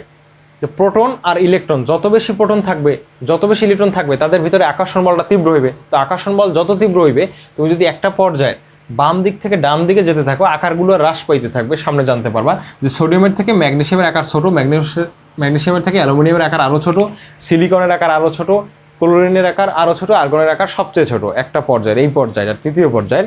তো এই ক্ষেত্রে যত ছোট হইবে তত নিউক্লিয়াস আর বাইরের কক্ষপথের ইলেকট্রনের মধ্যে আকর্ষণ বলটা তীব্র হইবে। তো আকর্ষণ যদি তীব্র হয় তাহলে ওইখান থেকে ইলেকট্রন অপসারণ করা সম্ভব? অনেক কষ্টকর না? তাইলে আমরা পড়ছি যে যত সহজে ইলেকট্রন ত্যাগ করতে পারবে তার ধাতব ধর্ম তত বেশি। তো আকার ছোট হয়ে গেলে সহজে ইলেকট্রন ত্যাগ করা যায় না, এই কারণে ধাতব ধর্ম হ্রাস পায়। তাহলে বাম থেকে ডানে গেলে ধাতব ধর্ম কী হবে? হ্রাস পাবে। তাহলে আমি যদি বলি ডান থেকে তুমি বাম দিকে আসবা, তাহলে কি হবে? এটার বিপরীত, তাহলে ধাতব ধর্মটা বৃদ্ধি পাবে। আশা করি তোমরা এইটুকু বুঝতে পারছো। এবার তোমাদের যদি আমি কোয়েশ্চেন করি যে হাইড্রোজেন, লিথিয়াম, সোডিয়াম, এই তিনটের মধ্যে কার ধাতব ধর্ম সবচেয়ে বেশি, কার ধাতব ধর্ম সবচেয়ে কম? এই তিনটের মধ্যে সোডিয়ামের ধাতব ধর্ম সবচেয়ে বেশি, কারণ সোডিয়াম এই গ্রুপটার একদম নিচের দিকে আছে, মানে এই কয়টার মধ্যে নিচের দিকে কে আছে? সোডিয়াম আছে, এই কারণে সোডিয়ামের বেশি। সবচেয়ে কম কার? হাইড্রোজেনের, কারণ হাইড্রোজেন উপরের দিকের মৌল একটা। ঠিক আছে, তাহলে বুঝতে পারছো আশা করি এইটা। এবার আর একটা এক্সাম্পল যদি আমি দেই, যে এইভাবে আমি লিখলাম সোডিয়াম, তারপরে ম্যাগনেসিয়াম, তারপরে অ্যালুমিনিয়াম, তারপরে লাস্টে লিখলাম ক্লোরিন। বলো তো এই কয়টার মধ্যে কার ধাতব ধর্ম সবচেয়ে বেশি, কার ধাতব ধর্ম সবচেয়ে কম? ভাইয়া এইটা হচ্ছে আমাদের তৃতীয় পর্যায়ের মৌল। তো তৃতীয় পর্যায়ের মৌলগুলোর মধ্যে আমরা জানি পর্যায়ের সাথে ধাতব ধর্মের সম্পর্ক হচ্ছে এইরকম যে বাম দিকের মৌলগুলোর ধাতব ধর্ম বেশি থাকে, আমি যত ডান দিকে যাব আমার ধাতব ধর্ম তত কমতে থাকবে। তাহলে সবচেয়ে যে বামে আছে তার ধাতব ধর্ম বেশি, আর সবচেয়ে যে ডানে আছে তার ধাতব ধর্ম সবচেয়ে কম। কারণ দেখো তো এই পর্যায় সারণীতে ক্লোরিন একদম ডান দিকে আছে না, তাহলে ওর ধাতব ধর্ম কম এই কটা মৌলের মধ্যে। আবার তোমার এই যে ম্যাগনেসিয়াম, অ্যালুমিনিয়াম, এই দুটোর মধ্যে কার ধাতব ধর্ম বেশি? ম্যাগনেসিয়ামের বেশি, কারণ ম্যাগনেসিয়াম অ্যালুমিনিয়ামের তুলনায় ধাতব ধর্মের ক্ষেত্রে আগাই আছে, কারণ বাম দিকে আছে। তাহলে ধাতব ধর্মের ক্রমটা হচ্ছে এইরকম, এইটা সবচেয়ে বেশি, তারপর ম্যাগনেসিয়াম, তারপর অ্যালুমিনিয়াম, তারপরে ক্লোরিন। আশা করি তোমরা বুঝতে পারছো। তাহলে এই হচ্ছে ধাতব ধর্মের মধ্যে আর কি সম্পর্ক। এবার তোমরা পর্যায় সারণীর যে কোনো মৌলের ধাতব ধর্মটা ব্যাখ্যা করতে পারবা আশা করি, যে কোন আমি যদি বলি এইখানে দুইটা মৌলের মধ্যে যে এই যে এইটা নাকি এইটা, কার ধাতব ধর্ম বেশি, তুমি অবশ্যই বলে দিবা যে যে বাম সাইডে আছে তার ধাতব ধর্ম বেশি। আবার আমি যদি বলি এই ইন্ডিয়াম নাকি টাইটেনিয়াম, এই দুইটার মধ্যে কার ধাতব ধর্ম বেশি, তুমি জানো যে যদি নিচের দিকে যাই তাহলে তার ধাতব ধর্ম বেশি একই গ্রুপের ক্ষেত্রে, তাহলে নিশ্চয়ই টাইটেনিয়ামের ধাতব ধর্মটা বেশি হবে। এই হচ্ছে আমাদের ধাতব ধর্ম। তারপর আমরা ধাতব ধর্মের সাথে অধাতব ধর্মটাও শিখবো। ভাইয়া অধাতব ধর্মটা হচ্ছে জাস্ট ধাতব ধর্মের বিপরীত, অর্থাৎ ধাতব ধর্ম যার যত বেশি হইবে অধাতব ধর্ম তার তত কমবে। তাহলে এই সম্পর্কটা কেমন? এই সম্পর্কটা এবার একটু তোমরা লক্ষ্য করো। আমরা এবার কি শিখবো ভাইয়া? আমরা জাস্ট অধাতব ধর্মটা শিখবো। তো আমি এইটারই মডিফাই করব, ঠিক আছে? তোমরা আলাদাভাবে উঠাই নেবা। তো আমি এইটারই একটু মডিফাই করি, যে আমরা শিখবো এবার অধাতব ধর্ম। তো অধাতু কারা? যারা টোকা দিলে ঝনঝন শব্দ করে না বা বিদ্যুৎ সুপরিবাহী নয়, তারা হচ্ছে আমাদের অধাতু। তো অধাতব ধর্ম কি? অধাতব ধর্ম হচ্ছে আসলে দেখো, ধাতব ধর্ম মানে ছিল কি ইলেকট্রন ত্যাগ করার যে প্রবণতাটা, ওইটাই হচ্ছিল কি ধাতব ধর্ম। আর অধাতব ধর্ম হচ্ছে ইলেকট্রন ত্যাগ করতে চাইবে না, ইলেকট্রন গ্রহণ করার প্রবণতা থাকবে। তাহলে অধাতব ধর্ম তুমি একটু লক্ষ্য করো তো, সোডিয়ামের শেষ কক্ষপথে কয়টা ইলেকট্রন আছে? একটা, যে 1s2 2s2 2p, কত 2p হচ্ছে 6 3s1। এটা হচ্ছে সোডিয়ামের ইলেকট্রন বিন্যাস। আমি দেখতে পাচ্ছি শেষ কক্ষপথে একটা ইলেকট্রন আছে, ও কী করবে? একটা ইলেকট্রন ত্যাগ করে দেবে। তো এটা একটা ধাতব ধর্মের বৈশিষ্ট্য, যে ইলেকট্রন ত্যাগ করা। কিন্তু আমি যদি এই জায়গায় আর একটা মৌল নিই, তাহলে দেখো ইলেকট্রনও ত্যাগ করবে, ও কি ইলেকট্রন গ্রহণ করবে না। তাহলে সোডিয়ামের কি ধাতব ধর্ম বেশি নাকি অধাতব ধর্ম বেশি? ধাতব ধর্মটা বেশি, যেহেতু ত্যাগ করবে। অধাতব ধর্ম হচ্ছে সেইটা যেখানে ইলেকট্রন গ্রহণের টেন্ডেন্সি বা গ্রহণের প্রবণতাটা বেশি থাকবে। তো চলো এমন একটা এক্সাম্পল আমরা দেখি। সাপোজ আমি ক্লোরিনের কথা বললাম, দেখো তো ক্লোরিন, এটা কিন্তু আমি মডিফাই করবো, এদিকে লক্ষ্য করো না, তোমরা জাস্ট যা বুঝো এটা বোঝো।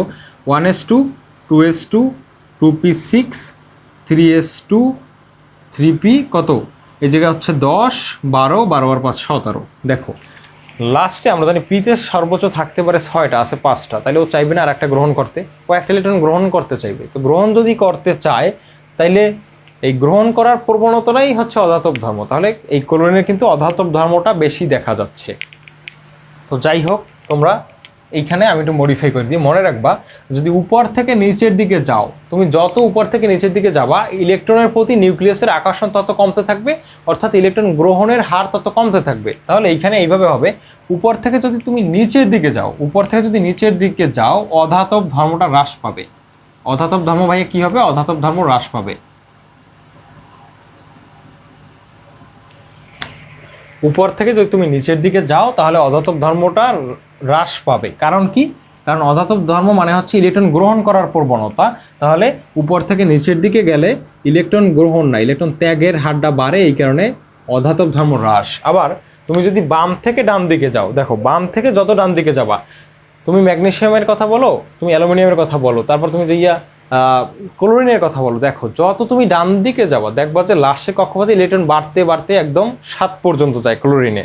তাহলে ওই যার লাস্টের কক্ষপথে 7টা ইলেকট্রন আছে সে চাইবে ইলেকট্রন গ্রহণ করতে, যার লাস্টের কক্ষপথে 6টা ইলেকট্রন আছে সে চাইবে 2টা ইলেকট্রন গ্রহণ করতে, যার লাস্টের কক্ষপথে 5টা ইলেকট্রন আছে সে চাইবে 3টা ইলেকট্রন গ্রহণ করতে।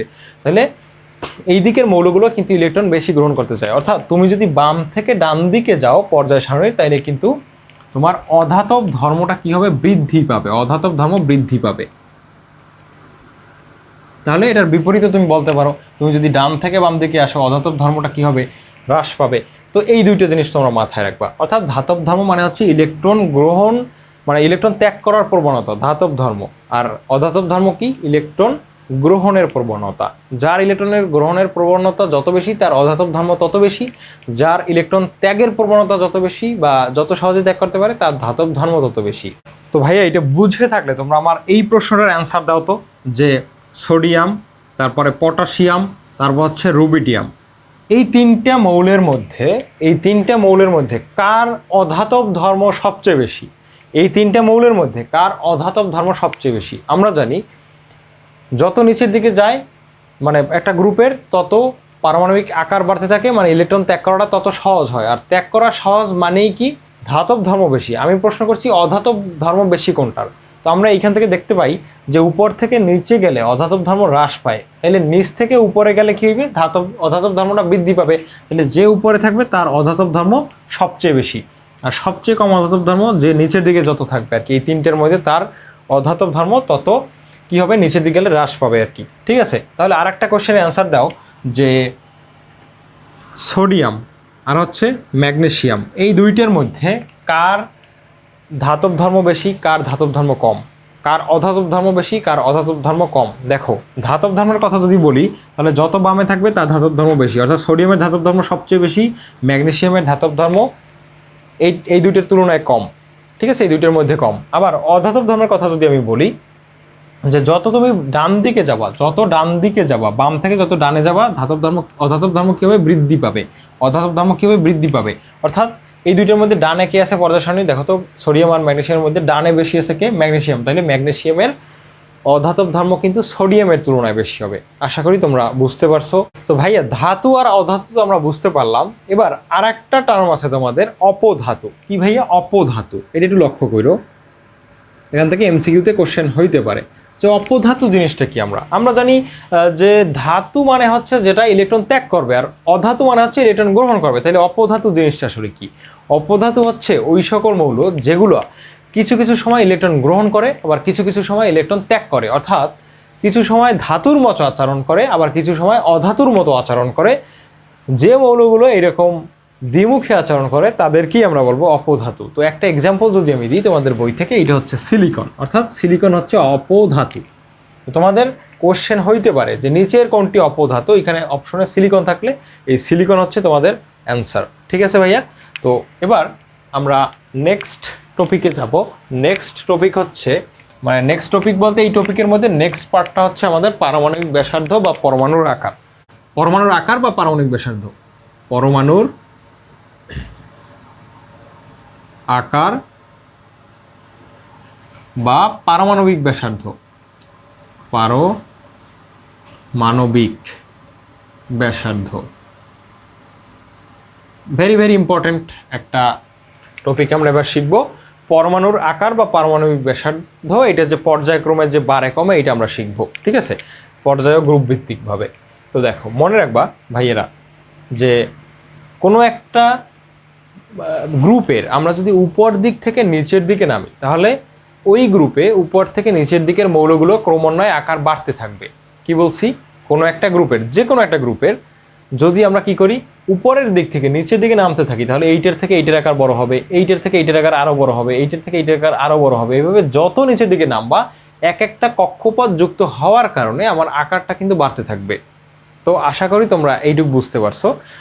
আবার তুমি যদি বাম থেকে যত ডান দিকে যাবা, তুমি যত বাম থেকে যত ডান দিকে যাইতে থাকবা, তোমার আকারটা তত কমতে থাকবে। কারণ কি, ইলেকট্রন বাড়তে থাকবে কিন্তু তোমার কক্ষপথ সংখ্যা বাড়তে থাকবে না। তো ইলেকট্রন যদি বাড়তে থাকে, কেন্দ্রে প্রোটন সংখ্যাও বাড়তে থাকে। তাহলে যদি কেন্দ্রে প্রোটন সংখ্যা বাড়ে, আবার বাইরে ইলেকট্রনও বেশি, তাহলে দুইটার মধ্যে আকর্ষণটা তীব্র হয়। তীব্র হওয়ার কারণে ওই আকর্ষণটা এতই তীব্র হয় যে আকারটা কি হয়ে যায়, ছোট হয়ে যায়। অর্থাৎ যত বাম থেকে তুমি যত ডান দিকে যাওয়া, তোমার আকারটা কমতে থাকবে, আর উপর থেকে যত নিচের দিকে নামতে থাকবা তত আকারটা বাড়তে থাকবে। তাহলে আমি একটা চিত্রের মাধ্যমে তোমাদের যদি বুঝাইতে চাই, যে সাপোজ এই হচ্ছে আমার প্রথম পর্যায়ে প্রথম গ্রুপের মৌলটা, তুমি যত নিচের দিকে নামতে থাকবা তোমার আকার আস্তে আস্তে কী হবে ভাইয়া, আকার কিন্তু আস্তে আস্তে বাড়তে থাকবে, আকার আস্তে আস্তে বড় হইতে থাকবে। ঠিক আছে, এইভাবে। আবার তুমি যদি এই বাম থেকে ডান দিকে যাও, আকার কী হবে ভাইয়া, কমতে থাকবে, আকার কী হবে, কমতে থাকবে। যদিও সমান মনে হইতেছে, আমি আবার আঁকি, আকার কী হবে ভাইয়া, আকার কিন্তু কমতে থাকবে। এইভাবে আকার কমতে থাকবে। তাহলে এটার ক্ষেত্রেও সেম।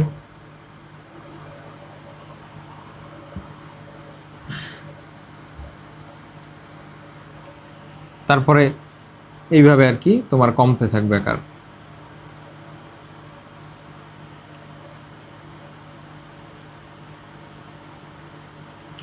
তো আশা করি তোমরা বুঝতে পারতেছো। অর্থাৎ আমি যদি উপর দিক থেকে নিচের দিকে নামি তাহলে আকার বাড়বে, আর বাম থেকে যদি ডান দিকে যাই তাহলে আকার কি হবে, কমবে। পর্যায় সারণীতে আমি যদি উপর থেকে নিচের দিকে যাই আকার বাড়বে, বাম থেকে ডান দিকে গেলে আকারটা কি হবে, কমতে থাকবে। তাহলে এটা আমি একটু লিখে দিচ্ছি, বাম থেকে যদি তুমি ডানে যাও, বাম থেকে যদি ডানে যত যেতে থাকবা আকার কি হবে, কমবে। আকার বা পারমাণবিক ব্যাসার্ধ কমবে, আকার কমে। আবার যদি তুমি উপর থেকে নিচে নামো তাহলে আকার বাড়ে। তাহলে কি বলছি, বাম থেকে ডানে গেলে আকার কমে, উপর থেকে নিচে নামলে আকার বাড়ে। তাহলে আমি যদি কোশ্চেন করি এইভাবে, যে তুমি ডান থেকে বামে যাবা তাহলে কি হবে আকার, তুমি শিখছো বাম থেকে ডানে গেলে আকার কমে, তাহলে আমি যদি উল্টোই দিই যে ডান থেকে বামে যাবা তাহলে আকারটা কী হবে, বাড়বে। আবার তুমি জানো যে উপর থেকে নিচের দিকে নামলে আকারটা কী হয়, বৃদ্ধি পায়। আমি যদি তোমাকে কোশ্চেন করি যে নিচ থেকে উপর দিকে গেলে তাহলে কী হবে, ওইটার বিপরীত, মানে কমতে থাকবে।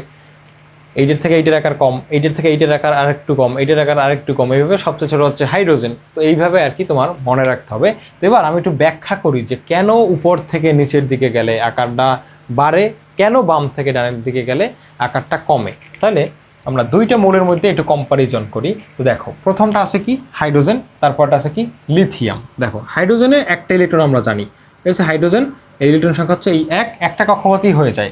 আর লিথিয়ামে কয়টা ইলেকট্রন, তিনটে ইলেকট্রন। তাহলে এই প্রথম কক্ষপথে সর্বোচ্চ দুইটা থাকতে পারে, দুইটা দিলাম। আর দ্বিতীয় কক্ষপথে সর্বোচ্চ থাকতে পারে কয়টা, 8টা, কিন্তু আমার এখানে দুইটা অলরেডি দিছি আর একটা আছে, এই একটা দিয়ে দিলাম।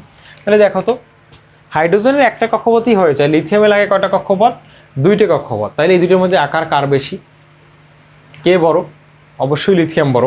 ঠিক আছে, এবার লিথিয়ামের পাশে কে আছে, বেরিলিয়াম। এই বেরিলিয়ামের আকারটা লিথিয়ামের থেকে ছোট হবে, কারণ কি লিথিয়ামের ডান দিকে আছে বেরিলিয়াম। কেন ছোট হবে এইটি একটু আমরা বুঝবো এবার। তো বিই কত, 4। দেখো তো এই জায়গায় আছে 1, এই 2, আর দ্বিতীয় কক্ষপথেও কয়টা ভাইয়া, 2টা, এই একটা, এই একটা, 2টা।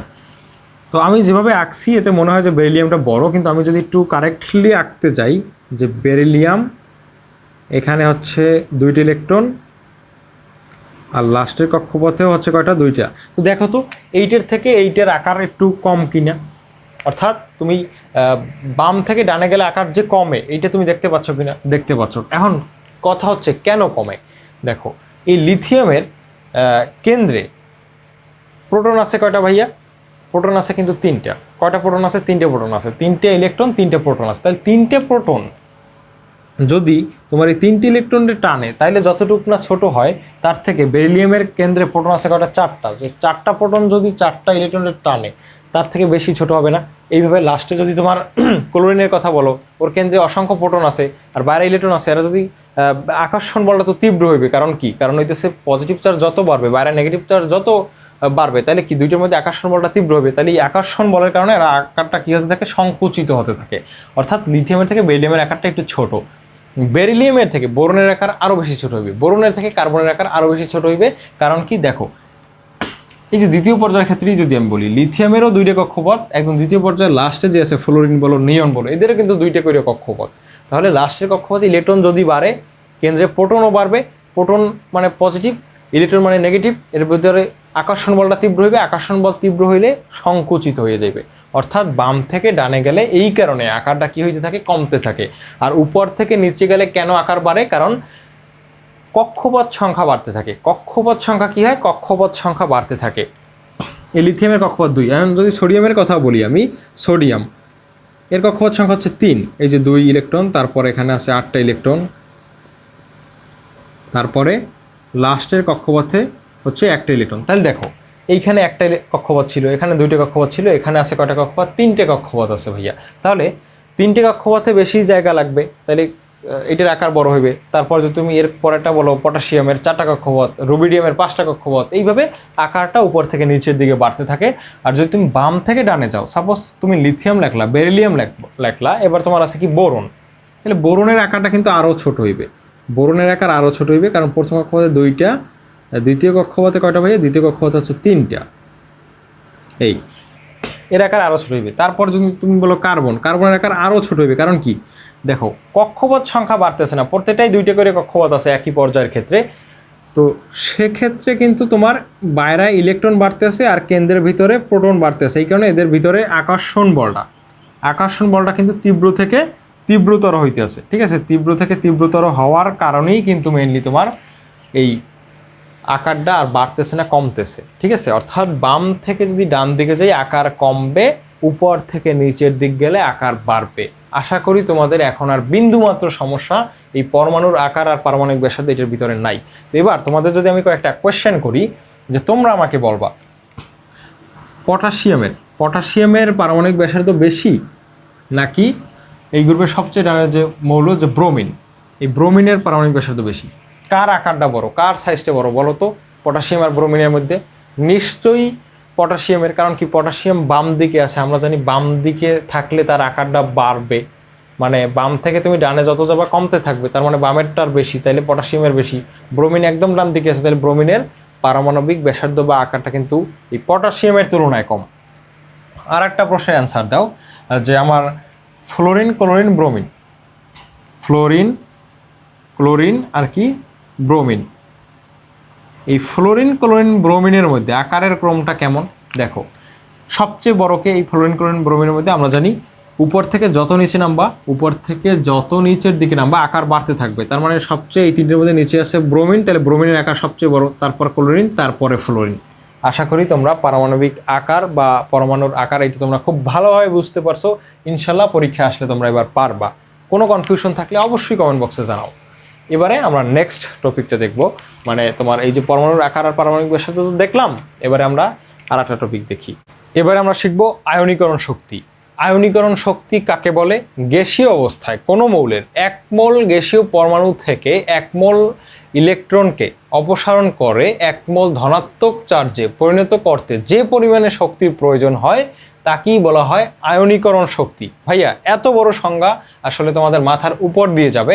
জাস্ট সিম্পলি মনে রাখবা যে আয়নীকরণ শক্তি মানে হচ্ছে কোনো একটা মৌলের শেষ কক্ষপথ থেকে ইলেকট্রন অপসারণ করতে যে পরিমাণ শক্তির প্রয়োজন হবে সেটি হচ্ছে আয়নীকরণ শক্তি। কি বলছি?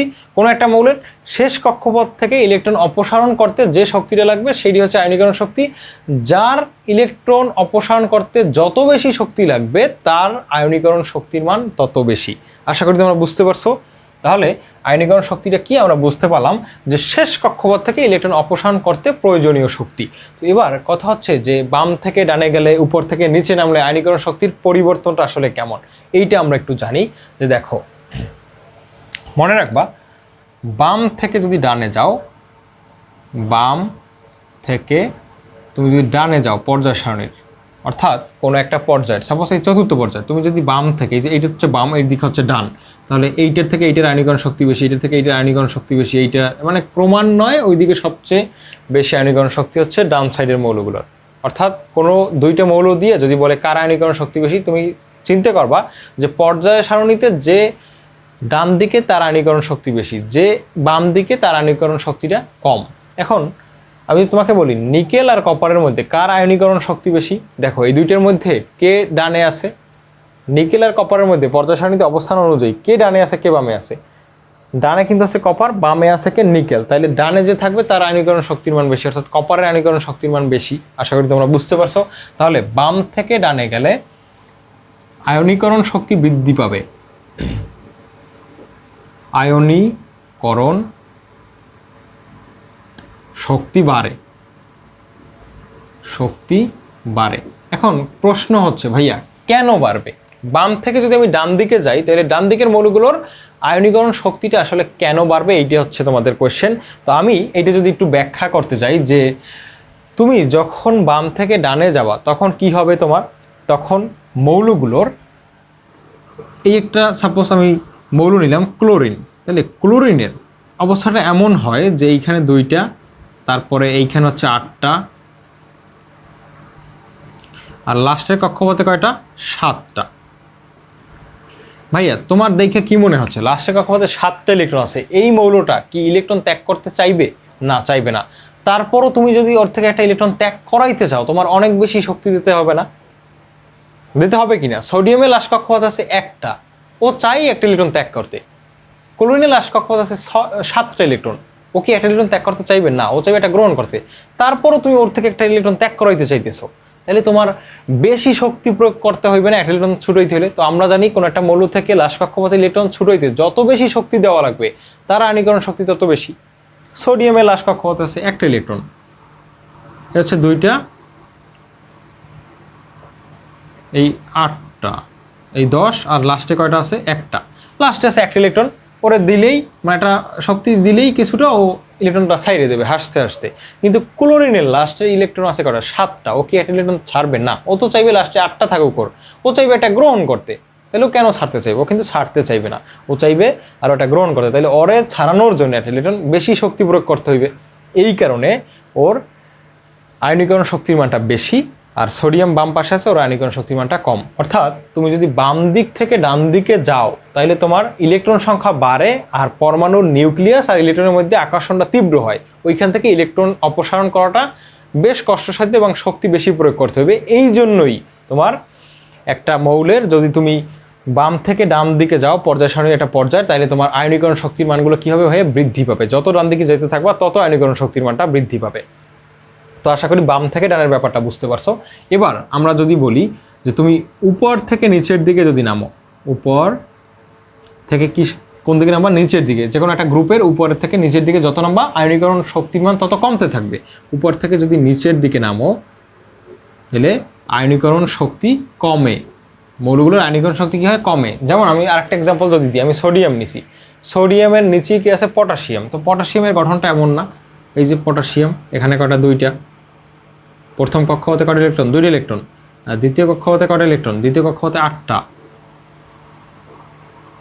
তৃতীয় কক্ষপথে কয়টা? 10, এখানেও কিন্তু 8টা,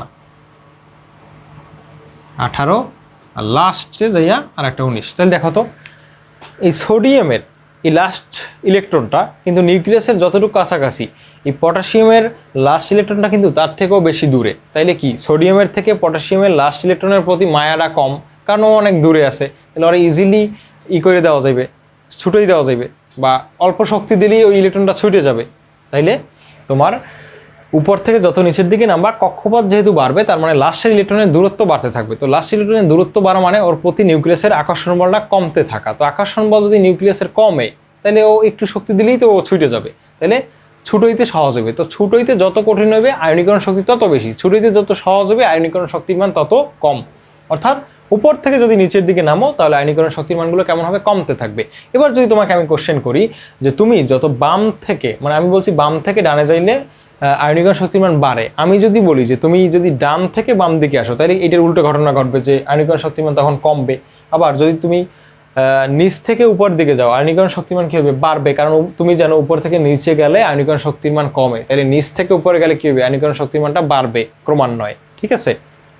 তো এবার তোমাদের যদি আমি কোয়েশ্চেন করি যে লিথিয়াম, তারপরে সোডিয়াম, তারপরে পটাশিয়াম, ডট ডট ডট, লাস্টে আছে আমার ফ্রান্সিয়াম, এই যে মৌলকটা আমি লিখছি, এর ভিতরে কার আয়নীকরণ শক্তির মান সবচেয়ে বেশি, কার আয়নীকরণ শক্তির মান সবচেয়ে কম? একটু বলো তো ভাইয়া।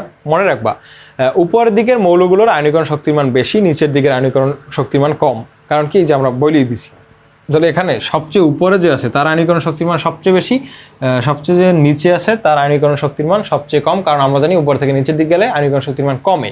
আর একটা প্রশ্নের অ্যান্সার দাও আমাকে, যে লিথিয়াম, তারপরে বেরিলিয়াম, তারপরে বোরন, তারপর লাস্টে আছে ফ্লোরিন। তাহলে বলো তো এই কয়টার মধ্যে কার আয়নীকরণ শক্তির মান সবচেয়ে বেশি আর কার আয়নীকরণ শক্তির মান সবচেয়ে কম? তুমি নিশ্চয়ই জানো যে বাম থেকে ডান দিকে যদি তুমি যাইতে থাকো, তাহলে যে সবচেয়ে ডানে থাকবে তার আয়নীকরণ শক্তির মানটা সবচেয়ে বেশি, যে বামে থাকবে তার আয়নীকরণ শক্তির মান সবচেয়ে কম। তাহলে এই ক্ষেত্রে কিন্তু ফ্লোরিনের আয়নীকরণ শক্তির মানটা সবচেয়ে বেশি, আর লিথিয়ামের আয়নীকরণ শক্তির মানটা কিন্তু এই ক্ষেত্রে সবচেয়ে কম, কারণ সবচেয়ে বাম দিকে আছে। তো এইখানে এক্সেপশনাল কিছু কথা আছে, ব্যতিক্রমও দেখা যায়। ঠিক আছে? যেমন বেরিলিয়াম আর বোরনের মধ্যে ব্যতিক্রম দেখা যায়, আর নাইট্রোজেন আর অক্সিজেনের মধ্যে ব্যতিক্রম দেখা যায়। তোমাদের এইগুলো আলোচনা নাই, এগুলো ইন্টারে আলোচনা আছে। আমি এই কারণে তোমাদের এইগুলো শিখাইতে চাচ্ছি না, কারণ তোমাদের প্যাচ লাগতে পারে। জাস্ট এইটুকু জানিয়ে রাখো, বেরিলিয়ামের থেকে বোরনের আয়নীকরণ শক্তির মানটা কম, তারপরে অক্সিজেনের শক্তির মানটা বেশি হওয়ার কথা নাইট্রোজেনের তুলনায়, কিন্তু নাইট্রোজেনের আয়নীকরণ শক্তির মানটা বেশি। এটা মাথায় রেখো, জাস্ট দুইটা ব্যতিক্রম মাথায় রেখো। তাহলে আশা করি তোমরা আয়নীকরণ শক্তির মানটা খুব ভালোভাবে বুঝতে পারছো কীভাবে নির্ণয় করা যায়। একটা বাসার কাজ নাও, এইটা হচ্ছে তোমরা এটা আমার করে দিবা, যে ক্রোমিয়াম, ম্যাঙ্গানিজ, তারপরে কি আছে লাস্টে আছে জিঙ্ক, এই তিনটের মধ্যে কার আয়নীকরণ শক্তির মান সবচেয়ে বেশি, কার আয়নীকরণ শক্তির মান সবচেয়ে কম, এটা অবশ্যই আমার কমেন্ট বক্সে জানাবা। ঠিক আছে? তো এইটা হচ্ছে তোমাদের আয়নীকরণ শক্তির বাসার কাজ। ঠিক আছে? অবশ্যই জানাবা। তো আমরা আয়নীকরণ শক্তিটা খুব সহজে শিখে ফেললাম। আশা করি তোমরা খুব সুন্দরভাবে বুঝতে পারছো। যদি কোথাও সমস্যা থাকে ভাইয়া, সমস্যা থাকা যাবে না, ইনশাল্লাহ রসায়ন তো শুরু করছি আমি তোমাদের পড়ানো, তো এমনভাবেই পড়াবো যাতে তুমি আরেকজনকে শিখাইতে পারো। তোমাদের ক্লাসে তুমি ক্লাস নিতে পারো রসায়নের উপরে, জানা স্যার যা পড়ায় আমিও তা পারি, তাহলে তোমার থেকে কিন্তু অন্যরাও শিখতে পারবে। ঠিক আছে? তো আমি ইনশাল্লাহ তোমাদের এমনভাবেই গড়ে তুলবো যে রসায়নের উপরে তোমার যাতে বাংলাদেশের আর কোনো চ্যানেলের ক্লাস না দেখা লাগে, আমার এই একটা ক্লাস করলেই যাতে তোমাদের এইগুলো সব কাভার হয়ে যায়। তুমি যেই টপিকের উপরেই ক্লাস করো না কেন, ওই টপিকের যাতে আমার ক্লাস দেখলেই তোমার যথেষ্ট হয়ে যায়। ইনশাল্লাহ এইটুক বিশ্বাস নিজের প্রতি আছে। তো তোমরা ধৈর্য সহকারে ভিডিওটা দেখতে থাকো। তো এবার আমরা নেক্সট টপিকে চলে যাব। এবারে আমরা শিখবো ইলেকট্রন আসক্তি। ভাইয়া ইলেকট্রন আসক্তি কি, এইটা আমরা প্রথমে জানি। ইলেকট্রন আসক্তি হচ্ছে গ্যাসীয় অবস্থায় কোনো মৌলের 1 মোল গ্যাসীয় পরমাণুতে 1 মোল ইলেকট্রন প্রবেশ করিয়ে 1 মোল ঋণাত্মক আয়নে আয়নিত করতে যে শক্তি নির্গত হয় তাকেই বলা হয় ইলেকট্রন আসক্তি। তো এই কঠিন সংজ্ঞা দ্বারা আসলে তোমরা তেমন কিছু বুঝতে পারো না। আমি জাস্ট তোমাদের সহজে যদি বলি, ইলেকট্রন আসক্তি মানে হচ্ছে কোনো একটা মৌল কর্তৃক ইলেকট্রনের প্রতি আকর্ষণ কেমন। কি বলছি ভাইয়া? ইলেকট্রন আসক্তি মানে হচ্ছে কোনো একটা মৌলের ইলেকট্রনের প্রতি আকর্ষণটা আসলে কেমন। ঠিক আছে? এইটি হচ্ছে ইলেকট্রন আসক্তি। তো এই ইলেকট্রন আসক্তি পর্যায়ের একটা পর্যায়ের, মনে করো তুমি যদি বাম থেকে ডান দিকে যাও, তাহলে ইলেকট্রন আসক্তি কিন্তু বাড়তে থাকে। তুমি যদি উপর থেকে নিচের দিকে যাও, ইলেকট্রন আসক্তি কিন্তু কমতে থাকে। এই দুইটা জিনিস জাস্ট তোমাদের মাথায় রাখতে হবে, তাইলেই এই বিষয়টা তোমরা খুব সুন্দরভাবে বুঝতে পারবা। তো আমি বলছি আগেই যে ইলেকট্রন আসক্তি মানে হচ্ছে কোনো একটা মৌল কর্তৃক ইলেকট্রনের প্রতি আকর্ষণ, যার আকর্ষণ যত বেশি হবে তার ইলেকট্রন আসক্তি তত বেশি হবে। আমি যদি একটা বাস্তব লাইফ এক্সাম্পল দিতে চাই, তাহলে আমি বলবো তোমাকে, তুমি সাপোজ পরীক্ষায় পাইছো 79 রসায়নে, আর তোমার বন্ধু পাইছে 72, তাহলে 1 মার্কের জন্য কার আকর্ষণটা বেশি? তোমার আকর্ষণ বেশি 1 মার্কের জন্য, নাকি তোমার বন্ধুর আকর্ষণটা বেশি? তোমার বন্ধু যদি 72-এর সাথে আর 1 পায়, তাহলে কত হয় ওর? 73। তাহলে তেমন কোনো লাভ কিন্তু হয় না ওর। কিন্তু তুমি পাইছো রসায়নে 79, তোমার কিন্তু 1 মার্কের প্রয়োজনীয়তা আসলে এটা তুমি বুঝতে পারতেছো যে কত প্রয়োজন তোমার, কারণ 1 হইলে তো তোমার 80 হয়ে যায়, গ্রেডটা A+ হয়ে যায়। তো ওই রকম কোনো একটা মৌলের একটা ইলেকট্রনের প্রতি বা ইলেকট্রনগুলোর প্রতি যে আকর্ষণের যে তোমার একটা স্পৃহা ভিতর থেকে যে আমার ইলেকট্রন লাগবে, এই ইলেকট্রন লাগার যে তোমার ধর্মটা, যে চাহিদাটা, এটাই হচ্ছে ইলেকট্রন আসক্তি। আশা করি তোমার ইলেকট্রন আসক্তি বুঝতে পারছো। তাহলে আমরা আগেই শিখছি যে কোনো একটা পর্যায় সারণীর আমরা যদি পর্যায়ের কথা চিন্তা করি, তাহলে একই পর্যায়ের তুমি যদি বাম থেকে ডান দিকে যাও, বাম থেকে যদি তুমি ডানে যাও, বাম থেকে ডানে গেলে কি হবে? ইলেকট্রন আসক্তি,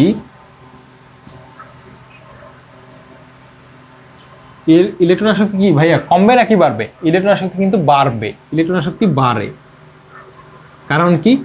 কারণ আমরা জানি যদি এই পর্যায়ের কথাই বলো, তৃতীয় পর্যায়ে সোডিয়াম, সোডিয়ামের লাস্টের কক্ষপথে ইলেকট্রন আছে কয়টা ভাইয়া? একটা ইলেকট্রন আছে। যে সোডিয়াম প্রথম কক্ষপথে 2টা, দ্বিতীয় কক্ষপথে কয়টা? 8টা, তৃতীয় কক্ষপথ হচ্ছে একটা ইলেকট্রন। আর আমি যদি এই পর্যায়েরই ক্লোরিনের কথা চিন্তা করি, তাহলে ক্লোরিনটা দেখো প্রথম কক্ষপথে 2টা, দ্বিতীয় কক্ষপথে কয়টা? 8টা, তৃতীয় কক্ষপথে 7টা ইলেকট্রন। তো ভাইয়া কথা হচ্ছে এই যে তৃতীয় কক্ষপথে যে 7টা ইলেকট্রন আছে, এই 7টা ইলেকট্রনের মানে যদি 8টায় পরিণত হইতে চায় তাহলে কয়টা ইলেকট্রন লাগে? একটা ইলেকট্রন। আর সোডিয়ামের লাস্টের কক্ষপথে আছে একটা ইলেকট্রন, তো ও কি চাইবে আরও একটা ইলেকট্রন গ্রহণ করতে? না, কিন্তু ক্লোরিন কিন্তু চাইবে আর একটা ইলেকট্রন গ্রহণ করতে। তাহলে এই দুইটার মধ্যে কার ইলেকট্রন আসক্তিটা বেশি? ক্লোরিনের। কারণ ক্লোরিনের আর একটা ইলেকট্রন হইলেই ওর অষ্টক পূর্ণ হয়ে যায়, তাহলে ওর কিন্তু চাহিদাটা বেশি। তাহলে সোডিয়াম আর ক্লোরিনের মধ্যে কার ইলেকট্রন আসক্তি বেশি? ক্লোরিনের ইলেকট্রন আসক্তি বেশি। তাহলে আমরা দেখতে পাচ্ছি সোডিয়াম হচ্ছে একদম বাম পাশের মৌল আর ক্লোরিন হচ্ছে একদম ডান পাশের মৌল। তাহলে আমরা এটা দিকে বুঝতে পারলাম যে বাম থেকে ডান দিকে যত আমরা যাইতে থাকবো আমাদের ইলেকট্রন আসক্তির মান তত বাড়বে। অর্থাৎ বাম থেকে ডানে যদি তুমি যাও কোনো একটা পর্যায়ের, তাহলে ইলেকট্রন আসক্তির মানটা কি হয়? বাড়ে। আশা করি এটা বুঝতে পারছো তোমরা। তারপরে উপর থেকে যদি নিচে নামো, উপর থেকে যদি তুমি নিচে নামো একটা গ্রুপের যে কোনো একটা গ্রুপের উপর থেকে যদি নিচের দিকে নামো, তাহলে ইলেকট্রন আসক্তি কী হবে? কমবে। কেন কমবে ভাই একটু লক্ষ্য করো তো। এটা আমি সোডিয়াম আঁকলাম, আগেই আঁকা ছিল, তাহলে এবার আমি সোডিয়ামের সাথে পটাশিয়ামের এক্সাম্পলটা আমি দিই। দেখো পটাশিয়ামের ইলেকট্রন কয়টা? 19টা টোটাল। তাহলে এই হচ্ছে আমার 2, এই হচ্ছে কত? 8, তারপরে কি আবার 8, এই হচ্ছে আমার 18, আরও লাস্টের কক্ষপথে আরও একটা ইলেকট্রন আছে, এই হচ্ছে আমার 19। আচ্ছা দেখো তো ভাইয়া, আমরা জানি ইলেকট্রন আসক্তি মানে হচ্ছে ইলেকট্রন নিজের কক্ষপথে টেনে নেওয়ার যে একটা ধর্ম আর কি, তোমার ইলেকট্রন গ্রহণ করার যে ধর্ম, এটি হচ্ছে ইলেকট্রন আসক্তি, ইলেকট্রনের প্রতি আকর্ষণটা। তো দেখো সোডিয়ামের কক্ষপথ আছে 3টা আর পটাশিয়ামের কক্ষপথ আছে কয়টা? 4টা। তো সোডিয়ামের নিউক্লিয়াস থেকে লাস্টের ইলেকট্রনটা কাছাকাছি পটাশিয়ামের তুলনায়, তাহলে নিউক্লিয়াসের ভিতরে পজিটিভ চার্জ, তো এই পজিটিভ চার্জ কম দূরত্বে থাকার কারণে এই লাস্টের কক্ষপথে ইলেকট্রনটা টানবে, বা ওইখানে আরেকটা ইলেকট্রন আসলে সেটাও টানতে পারবে। কিন্তু সোডিয়ামের তুলনায় পটাশিয়াম তো আরও কম টানবে, কারণ কি ওর লাস্টের কক্ষপথের দূরত্বটা বেশি। এখানে যদি আরও ইলেকট্রন আসে তাহলে ওইটা টানার মানে ও যে বলে টানবে ওর থেকে সোডিয়াম বেশি বলে আকর্ষণ করবে। ঠিক আছে, তাহলে যত কক্ষপথ বাড়তে থাকবে আকর্ষণ বলটা কমতে থাকবে। তো আকর্ষণ বল যদি কমতে থাকে তাহলে ইলেকট্রন আসক্তি কমতে থাকবে। অর্থাৎ কক্ষপথ যত যুক্ত হইবে তত শেষ কক্ষপথ দূরে চলে যাবে, তত আকর্ষণ বলটা কম হবে নিউক্লিয়াস কর্তৃক। তো সেক্ষেত্রে ইলেকট্রন আসক্তিটা আর তেমন একটা থাকবে না, কমে যাবে। অর্থাৎ উপর থেকে নিচে যদি তুমি যাও তাহলে ইলেকট্রন আসক্তি কমবে। তো বরাবরের মতোই আমি যদি তোমাকে জিজ্ঞেস করি যে তুমি পড়ছো বাম থেকে ডানে গেলে ইলেকট্রন আসক্তি বাড়ে, তাহলে আমি যদি বলি ডান থেকে যদি বাম দিকে যাও তাহলে কি হবে? কমবে। আবার উপর থেকে নিচে গেলে ইলেকট্রন আসক্তির মানটা কি হয় ভাইয়া? কমে। আমি যদি বলি যে নিচ থেকে উপরের দিকে ওঠো আস্তে আস্তে, তাহলে পর্যায়ক্রমে কি হবে? ইলেকট্রন আসক্তির মানটা কিন্তু বাড়বে। আশা করি তোমরা বুঝতে পারছো। এবার তোমাদের আমি কয়েকটা কোশ্চেন করতেছি, তোমরা বলো তো এই প্রথম গ্রুপে সবচেয়ে বেশি ইলেকট্রন আসক্তি কার বেশি? মানে সবচেয়ে ইলেকট্রন আসক্তি কার বেশি এই প্রথম গ্রুপটায়? তো আমরা জানি ইলেকট্রন আসক্তি উপর থেকে যদি নিচের দিকে নামি আমরা কোনো একটা গ্রুপের, তাহলে ইলেকট্রন আসক্তির মান কি হয়? কমে। তাহলে সবচেয়ে উপরে যে থাকবে তার ইলেকট্রন আসক্তির মান বেশি, অর্থাৎ হাইড্রোজেন। আর সবচেয়ে কম কার? যে সবচেয়ে নিচে থাকবে, অর্থাৎ এই গ্রুপে সবচেয়ে কম ইলেকট্রন আসক্তি কার? ফ্রান্সিয়ামের। আবার এই গ্রুপের ক্ষেত্রে যদি তুমি বলো সবচেয়ে বেশি হচ্ছে কার? সবচেয়ে বেশি হচ্ছে আমার বেরিলিয়ামের, সবচেয়ে কম হচ্ছে কার? রেডিয়ামের। ঠিক আছে, কারণ আমরা জানি উপর থেকে নিচের দিক গেলে আস্তে আস্তে কমতে থাকে ইলেকট্রন আসক্তি। আর তোমার কি বাড়তে থাকে কিন্তু তোমার ইলেকট্রন আসক্তির বিপরীত যেটা আর কি, তোমার ইলেকট্রন আসক্তিহীনতা বাড়তে থাকে, মানে ইলেকট্রনের আসক্তির আস্তে আস্তে কমতে থাকে। ঠিক আছে, তো যাই হোক, এবার আমি যদি তোমাকে বলি যে এই যে তৃতীয় পর্যায়, এই যে তৃতীয় পর্যায়টা, এইটা সবচেয়ে বেশি ইলেকট্রন আসক্তি কার বেশি, সবচেয়ে বেশি কার ইলেকট্রন আসক্তি সবচেয়ে বেশি হচ্ছে কার ভাইয়া? সোডিয়ামের, কারণ সোডিয়াম সর্ববামে আছে। আর ইলেকট্রন আসক্তি সবচেয়ে কম কার ভাইয়া? সবচেয়ে কম হচ্ছে তোমার এই যে ক্লোরিনের। অবশ্যই আর্গনের সবচেয়ে কম, কারণ আর্গন তো নিষ্ক্রিয় গ্যাস, তো নিষ্ক্রিয় গ্যাসটাকে আলাদা হিসেবে রাখবা তোমরা। ঠিক আছে, তো আর কি, আর মানে নিষ্ক্রিয় গ্যাস ছাড়া যেগুলো আছে তার মধ্যে সবচেয়ে কম কার ইলেকট্রন আসক্তি? সরি, ভুল বলছি মনে হয়, যে সোডিয়ামের সবচেয়ে কম ইলেকট্রন আসক্তি। সরি, আমি ভুল বলছি, যে সোডিয়ামের ইলেকট্রন আসক্তি কি সবচেয়ে কম, আর সবচেয়ে ইলেকট্রন আসক্তি বেশি কার? সবচেয়ে ইলেকট্রন আসক্তি বেশি হচ্ছে আমার ক্লোরিনের, কারণ ক্লোরিন এতটাই মানে উদ্বিগ্ন যে ওর কক্ষপথের আশেপাশে ইলেকট্রন আসলেও টাইনে নিয়ে যাবে, এমন অবস্থা ওর। কারণ কি, ওর লাশের কক্ষপথে 7টা আছে, ওর আর একটা ইলেকট্রনের প্রয়োজন আছে, এই কারণে ও বেশি টানবে। অর্থাৎ তোমরা জাস্ট এই 2টা লাইন মনে রাখবা, বাম থেকে ডান দিকে গেলে কি হয়? আকার কমতে থাকে, কিন্তু ইলেকট্রন আসক্তির মান কি হয়? বাড়তে থাকে। উপর থেকে নিচের দিক গেলে আকার বাড়তে থাকে, ইলেকট্রন আসক্তির মান কমতে থাকে। জাস্ট এতটুকু মাথায় রাখো, তাহলেই হয়ে যাবে। তো আশা করি তোমরা এবার এইটা পারবা, কোনো সমস্যা নাই। তো এই টপিকটা আমাদের এইখানে শেষ হলো, ইলেকট্রন আসক্তি। তারপরে আমরা দেখবো তড়িৎ ঋণাত্মকতা। এবারে আমরা শিখবো তড়িৎ ঋণাত্মকতা। তো প্রথমে আমরা একটু জানবো যে আসলে তড়িৎ ঋণাত্মকতা ব্যাপারটা কি। তড়িৎ ঋণাত্মকতা মানে হচ্ছে সমযোজী বন্ধনে আবদ্ধ ইলেকট্রনকে কোনো একটা মৌল কর্তৃক নিজের দিকে টেনে নেওয়ার ক্ষমতা কি বলা হয়? তড়িৎ ঋণাত্মকতা। তো আমরা জাস্ট সিম্পল একটা এক্সাম্পল দেখি। সাপোজ HCl, এটা হচ্ছে একটা সমযোজী যৌগ। চেনার উপায় কি? দুইটাই হচ্ছে অধাতু, তাহলে এটা হচ্ছে একটা সমযোজী যৌগ। এখানে হাইড্রোজেনের ইলেকট্রন কয়টা? একটা আছে। আর ক্লোরিনের লাস্টের কক্ষপথে ইলেকট্রন কয়টা আছে ভাইয়া? ক্লোরিনের লাস্টের কক্ষপথে ইলেকট্রন আছে কিন্তু 7টা। তাহলে এই হাইড্রোজেন কি করে? শেয়ার করে। হাইড্রোজেনের একটা ইলেকট্রন শেয়ার করে। আর ক্লোরিনের কয়টা ইলেকট্রন আছে? 7টা। তো 7টার 6টাই থাকে এইখানে, 6টা এইখানে থাকে, আর একটা আইসা কি করে তোমার এই বন্ধনে অংশগ্রহণ করে। তাহলে এই একটা ইলেকট্রন হচ্ছে ক্লোরিনের এই দিকে আছে 6টা, আর এই একটা 7টা, আর হাইড্রোজেনের এই একটা। তাহলে একটু লক্ষ্য করো তো, এই যে আমার বন্ধনে যে ইলেকট্রন 2টা আছে, প্রত্যেকটা বন্ধনে 2টা করে ইলেকট্রন থাকে। তো এই যে বন্ধনে ইলেকট্রন 2টা আছে, এই 2টা ইলেকট্রন রে ক্লোরিন কি করে ভাইয়া? নিজের দিকে টান দেয়, কারণ ক্লোরিনের তড়িৎ ঋণাত্মকতার মানটা বেশি, এই কারণে ক্লোরিন নিজের দিকে টান দেয়। তো টান দিলে এর ভিতরে তোমার কি হয়? এই টান দেওয়ার যে ঘটনাটা, এটি হচ্ছে তড়িৎ ঋণাত্মকতা।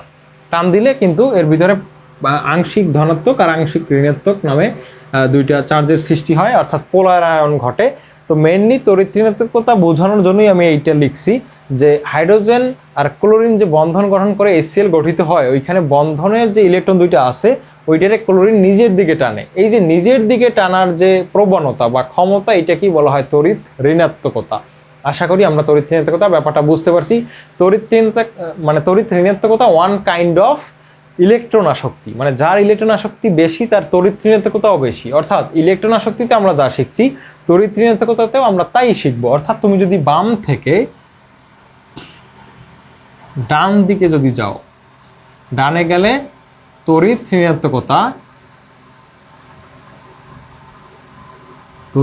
ঋণাত্মকতা বাড়ে। তুমি যদি বাম থেকে ডান দিকে যাও তাহলে তড়িৎ ঋণাত্মকতা বাড়বে। আবার তুমি যদি বাম থেকে ডান দিকে যাও, তুমি যদি ডান থেকে বাম দিকে আসো, তড়িৎ ঋণাত্মকতা কমবে। তাহলে তুমি যদি উপর থেকে নিচের দিকে যাও, উপর থেকে যদি নিচে যাও, তাহলে কি তড়িৎ ঋণাত্মকতা কমবে বা কমে।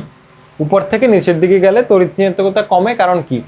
যার আকর্ষণ থাকবে না, মানে উপর থেকে নিচের দিকে গেলে তো কক্ষপথ অ্যাড হয়। তো কক্ষপথ অ্যাড হইলে তোমার ওইখানে নিউক্লিয়াস কর্তৃক ইলেকট্রনের প্রতি আকর্ষণ আসলে ওই তেমন একটা থাকে না, আস্তে আস্তে কমতে থাকে। এই কারণে তুমি যদি উপর থেকে নিচের দিকে যাইতে থাকো, তাহলে তড়িৎ ঋণাত্মকতা কমে, ইলেকট্রন আসক্তি কমে, আয়নীকরণ শক্তি কমে, সব কিছুই কমে। আবার তুমি যদি বাম থেকে ডান দিকে যাও, সব কিছুই বাড়ে।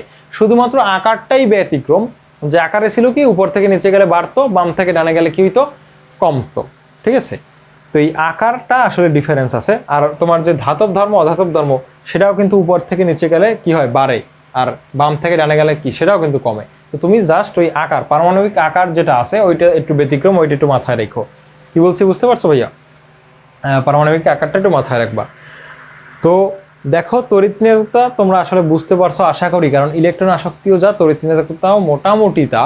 তাইলে এইটাই হচ্ছে আমাদের তড়িৎ ঋণাত্মকতা। আমি যদি তোমাদের কোয়েশ্চেন করি কয়েকটা, সাপোজ সোডিয়াম আর ম্যাগনেসিয়াম আর হচ্ছে ক্লোরিন, এই তিনটার মধ্যে তড়িৎ ঋণাত্মকতার ক্রম কি? আসলে তড়িৎ ঋণাত্মকতা কার বেশি কার কম? ভাইয়া তড়িৎ ঋণাত্মকতা কিন্তু এই ক্ষেত্রে ক্লোরিনের সবচেয়ে বেশি, তারপর ম্যাগনেসিয়াম, তারপর সোডিয়াম। অর্থাৎ তোমার বাম পাশের যে মৌলগুলো আছে এগুলো তড়িৎ ঋণাত্মকতা তত কমতে থাকবে। তুমি যদি ডান থেকে বাম দিকে আসতে থাকো তড়িৎ ঋণাত্মকতা কি হবে? কমতে থাকবে। আবার তুমি যদি বাম থেকে ডান দিকে যেতে থাকো তড়িৎ ঋণাত্মকতা বাড়তে থাকবে। তোমার উপর থেকে নিচের দিকে নামলে তড়িৎ ঋণাত্মকতা কমতে থাকবে, নিচ থেকে উপর দিকে উঠলে তড়িৎ ঋণাত্মকতা বাড়তে থাকবে। তোমাকে কোশ্চেন যদি আমি করি, হাইড্রোজেনের তড়িৎ ঋণাত্মকতা বেশি নাকি ফ্রান্সিয়ামের তড়িৎ ঋণাত্মকতা বেশি? নিচের দিকে যে থাকবে তার কম হবে, উপর দিকে যে থাকবে সে বেশি হবে, তাহলে হাইড্রোজেনের বেশি। আবার যদি বলি বেরিলিয়ামের বেশি নাকি রেডিয়ামের বেশি, অবশ্যই বেরিলিয়ামের বেশি, কারণ নিচের দিকে নামলে কমবে, তাহলে রেডিয়ামের সবচেয়ে কম। আবার যদি এইভাবে বলি ভ্যানাডিয়ামের বেশি নাকি নিকেলের বেশি, তুমি জানো যে যত আমি ডান দিকে যাব তড়িৎ ঋণাত্মকতা বাড়বে, তার মানে নিকেলের বেশি, ভ্যানাডিয়ামের কিন্তু কম। তো এই আর কি সিম্পল ব্যাপার স্যাপার। তো এরই মাধ্যমে তড়িৎ ঋণাত্মকতা শেখার মাধ্যমেই কিন্তু আমরা মৌলসমূহের পর্যায়বৃত্ত যে ধর্মগুলো আছে প্রত্যেকটা ধর্ম শিখে ফেলছি। ঠিক আছে ভাইয়া? ধাতব ধর্ম, অধাতব ধর্ম, তারপর তড়িৎ ঋণাত্মকতা, ইলেকট্রন আসক্তি, সব কিছু, আয়নীকরণ শক্তি, সব কিছু কিন্তু আমরা শিখে ফেলছি। ঠিক আছে, এবার আমরা নেক্সট টপিকে চলে যাব। এটা হচ্ছে মৌলের যে বিশেষ নাম আছে, কিছু মৌলের যে বিশেষ নাম আছে ওইখানে আমরা চলে যাব, ওই টপিকে আলোচনা করব। এবারে আমরা দেখব 7 নাম্বার টপিক, বিভিন্ন গ্রুপে অবস্থিত মৌলসমূহের বিশেষ নাম। তো ভাইয়ারা দেখো পর্যায় সারণীতে অবস্থিত যে মৌলগুলো আছে এর কিন্তু গ্রুপ ওয়াইজ বিভিন্ন নামে নামকরণ করা হয়েছে। যেমন দেখো কি আছে, ক্ষার ধাতু। মনে রাখবা পর্যায় সারণীর 1 নাম্বার যে তোমার গ্রুপটা আছে, এই 1 নাম্বার গ্রুপে 7টা মৌল আছে। কয়টা মৌল আছে ভাইয়া? 7টা মৌল আছে। এই 7টা মৌলের হাইড্রোজেন ব্যতীত বাকি যে 6টা মৌল আছে এই মৌলগুলোকে বলা হয় ক্ষার ধাতু। ঠিক আছে ভাইয়া? তাহলে ক্ষার ধাতু কোথায় অবস্থিত? গ্রুপ 1-এ।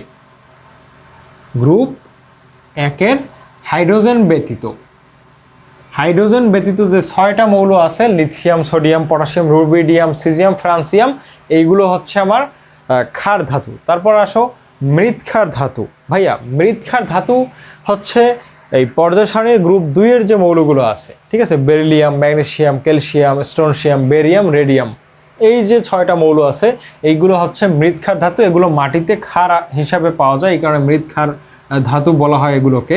তাহলে কি গ্রুপ 2, গ্রুপ 2-এর যে মৌলগুলো আছে ওইগুলো সবগুলো হচ্ছে মৃৎক্ষার ধাতু। তারপরে কি আছে, মুদ্রা ধাতু। এই মুদ্রা ধাতু প্রাচীনকালে এই ধাতুগুলো দিয়ে মুদ্র বানানো হতো দেখেই এদের নামকরণ করা হয়েছে মুদ্রা ধাতু। মনে রাখবা গ্রুপ 11-এ যে 4টা মৌল আছে এর মধ্যে প্রথম 3টেই হচ্ছে মুদ্রা ধাতু। গ্রুপ 11-এর, গ্রুপ 11-এর কি কি ভাইয়া? কপার, তারপরে সিলভার, তারপরে গোল্ড, গোল্ডের সঙ্গে হচ্ছে AU, একটা হচ্ছে রন্টোজেনিয়াম। এটা বাদে, এই রন্টোজেনিয়াম বাদে বাকি যে 3টা মৌল আছে কপার, সিলভার, গোল্ড, এই 3টেই হচ্ছে ভাইয়া মুদ্রা ধাতু। এটা হচ্ছে গ্রুপ 11-এ, পরীক্ষায় আসতে পারে MCQ-তে। তারপরে হ্যালোজেন গ্রুপ। ভাইয়া এই হ্যালোজেন গ্রুপ হচ্ছে সামুদ্রিক লবণ উৎপাদনকারী গ্রুপ আর কি। এই গ্রুপের মৌলগুলো সামুদ্রিক লবণ উৎপাদন করে থাকে বা সমুদ্রে তোমার লবণ হিসাবে পাওয়া যায়। এগুলোকে সাধারণভাবে X দিয়ে প্রকাশ করা হয়। হ্যালোজেন গ্রুপের যে কোনো মৌলকে X দিয়ে প্রকাশ করা হয়, এগুলোর হ্যালাইডও বলা হয়। তো এই হ্যালোজেন গ্রুপ হচ্ছে গ্রুপ 17, ঠিক আছে। গ্রুপ 17 এটা হচ্ছে হ্যালোজেন গ্রুপ। গ্রুপ 17-এর fluorine, chlorine, bromine, iodine, astatine, tennessine এগুলো হচ্ছে তোমার হ্যালোজেন গ্রুপ। এগুলো দ্বিপরমাণু গঠন করে কিন্তু। যেমন তুমি যখন লেখো, তুমি F লেখো না, তুমি লেখো F2, তুমি Cl লেখো না, লেখো Cl2, এগুলো দ্বিপরমাণু, প্রত্যেকটা দ্বিপরমাণু, ব্রোমিন, আয়োডিন সব দ্বিপরমাণু, ঠিক আছে। তাহলে এই 17 নম্বর গ্রুপটা হচ্ছে হ্যালোজেন গ্রুপ। তারপর আরেকটা গ্রুপ আছে, এটা হচ্ছে নিষ্ক্রিয় গ্যাসের গ্রুপ। নিষ্ক্রিয় গ্যাস আছে পর্যায় সারণীর গ্রুপ 18-তে। গ্রুপ 18-এর মৌলগুলো কি? সব নিষ্ক্রিয় গ্যাস। হিলিয়াম, নিয়ন, আর্গন, ক্রিপ্টন, জেনন, রেডন, ওগানেশন, এগুলো সবগুলো হচ্ছে তোমার নিষ্ক্রিয় গ্যাস। তারপরে আর একটা ইম্পর্টেন্ট জিনিস হচ্ছে অবস্থান্তর মৌল। ভাই অবস্থান্তর মৌল সম্পর্কে তোমাদের বইতে খুব একটা ডিটেলস দেওয়া নাই, ইন্টারে আছে HSC-তে আর কি। তো আমি তোমাদের যেইটুকু বলবো ওইটুকুই তোমাদের জন্য যথেষ্ট। মনে রাখবা অবস্থান্তর মৌলগুলো হচ্ছে রঙিন যৌগ গঠনকারী মৌল। এই অবস্থান্তর মৌলের বৈশিষ্ট্যটা কি? অবস্থান্তর মৌলের বৈশিষ্ট্য হচ্ছে এদের সুস্থিতিশীল আয়নের ইলেকট্রন বিন্যাসে ডি অরবিটালটা আংশিক পূর্ণ থাকবে। আংশিক পূর্ণ বলতে বোঝায় ডি অরবিটালে ইলেকট্রন থাকতে পারে সর্বোচ্চ 10টা। এখানে এই 10টার মধ্যে ডিতে 10টার মধ্যে তোমার 1 থেকে 9টা পর্যন্ত ইলেকট্রন যদি থাকে, শূন্যও থাকবে না, 10ও থাকতে পারবে না। যদি সর্বশেষ ইলেকট্রনগুলো আর কি ডি ব্লকে তোমার ডি অরবিটালে 1 থেকে 9 পর্যন্ত থাকে, তাহলে সেগুলো হচ্ছে তোমার অবস্থান্তর মৌল। অর্থাৎ কোনো একটা পরমাণুর সুস্থিতিশীল আয়নের ইলেকট্রন বিন্যাসে ডি অরবিটালে যদি 1 থেকে 9-এর মধ্যে কোনো একটা সংখ্যা থাকে, তাইলে ওইটা হচ্ছে একটা অবস্থান্তর মৌল। এই অবস্থান্তর মৌল রঙিন যৌগ গঠন করে। এখন তোমাদের এত কিছু জানার দরকার নাই, তোমরা জাস্ট এইটা জানবা যে তোমাদের যে টাইটেনিয়াম থেকে একদম কপার পর্যন্ত এর মধ্যে যে কোনো একটা যদি অপশনে থাকে, ওইটাই হচ্ছে অবস্থান্তর মৌল। কি বলছি? টাইটেনিয়াম থেকে কপার পর্যন্ত যেটা তোমার অপশনে আছে তোমাদের লেভেল অনুযায়ী, ওইটাই হচ্ছে অবস্থান্তর মৌল। মাথায় রাখো, ঠিক আছে? তাহলে এইটা হচ্ছে অবস্থান্তর মৌল। এর কাজ হচ্ছে রঙিন যৌগ গঠন করা বা প্রভাবক হিসেবে কাজ করা বিক্রিয়ায়। আশা করি তোমরা এই টপিকটাও বুঝতে পারছো। এবার আমরা জানবো পর্যায় সারণীর সুবিধা। দেখো, আমাদের এবারের আলোচ্য বিষয় হচ্ছে পর্যায় সারণীর সুবিধা সম্পর্কে। তো তোমরা জানো নিশ্চয়ই পর্যায় সারণীর অনেক সুবিধা আছে। তো এইগুলো আমরা এবার জানবো।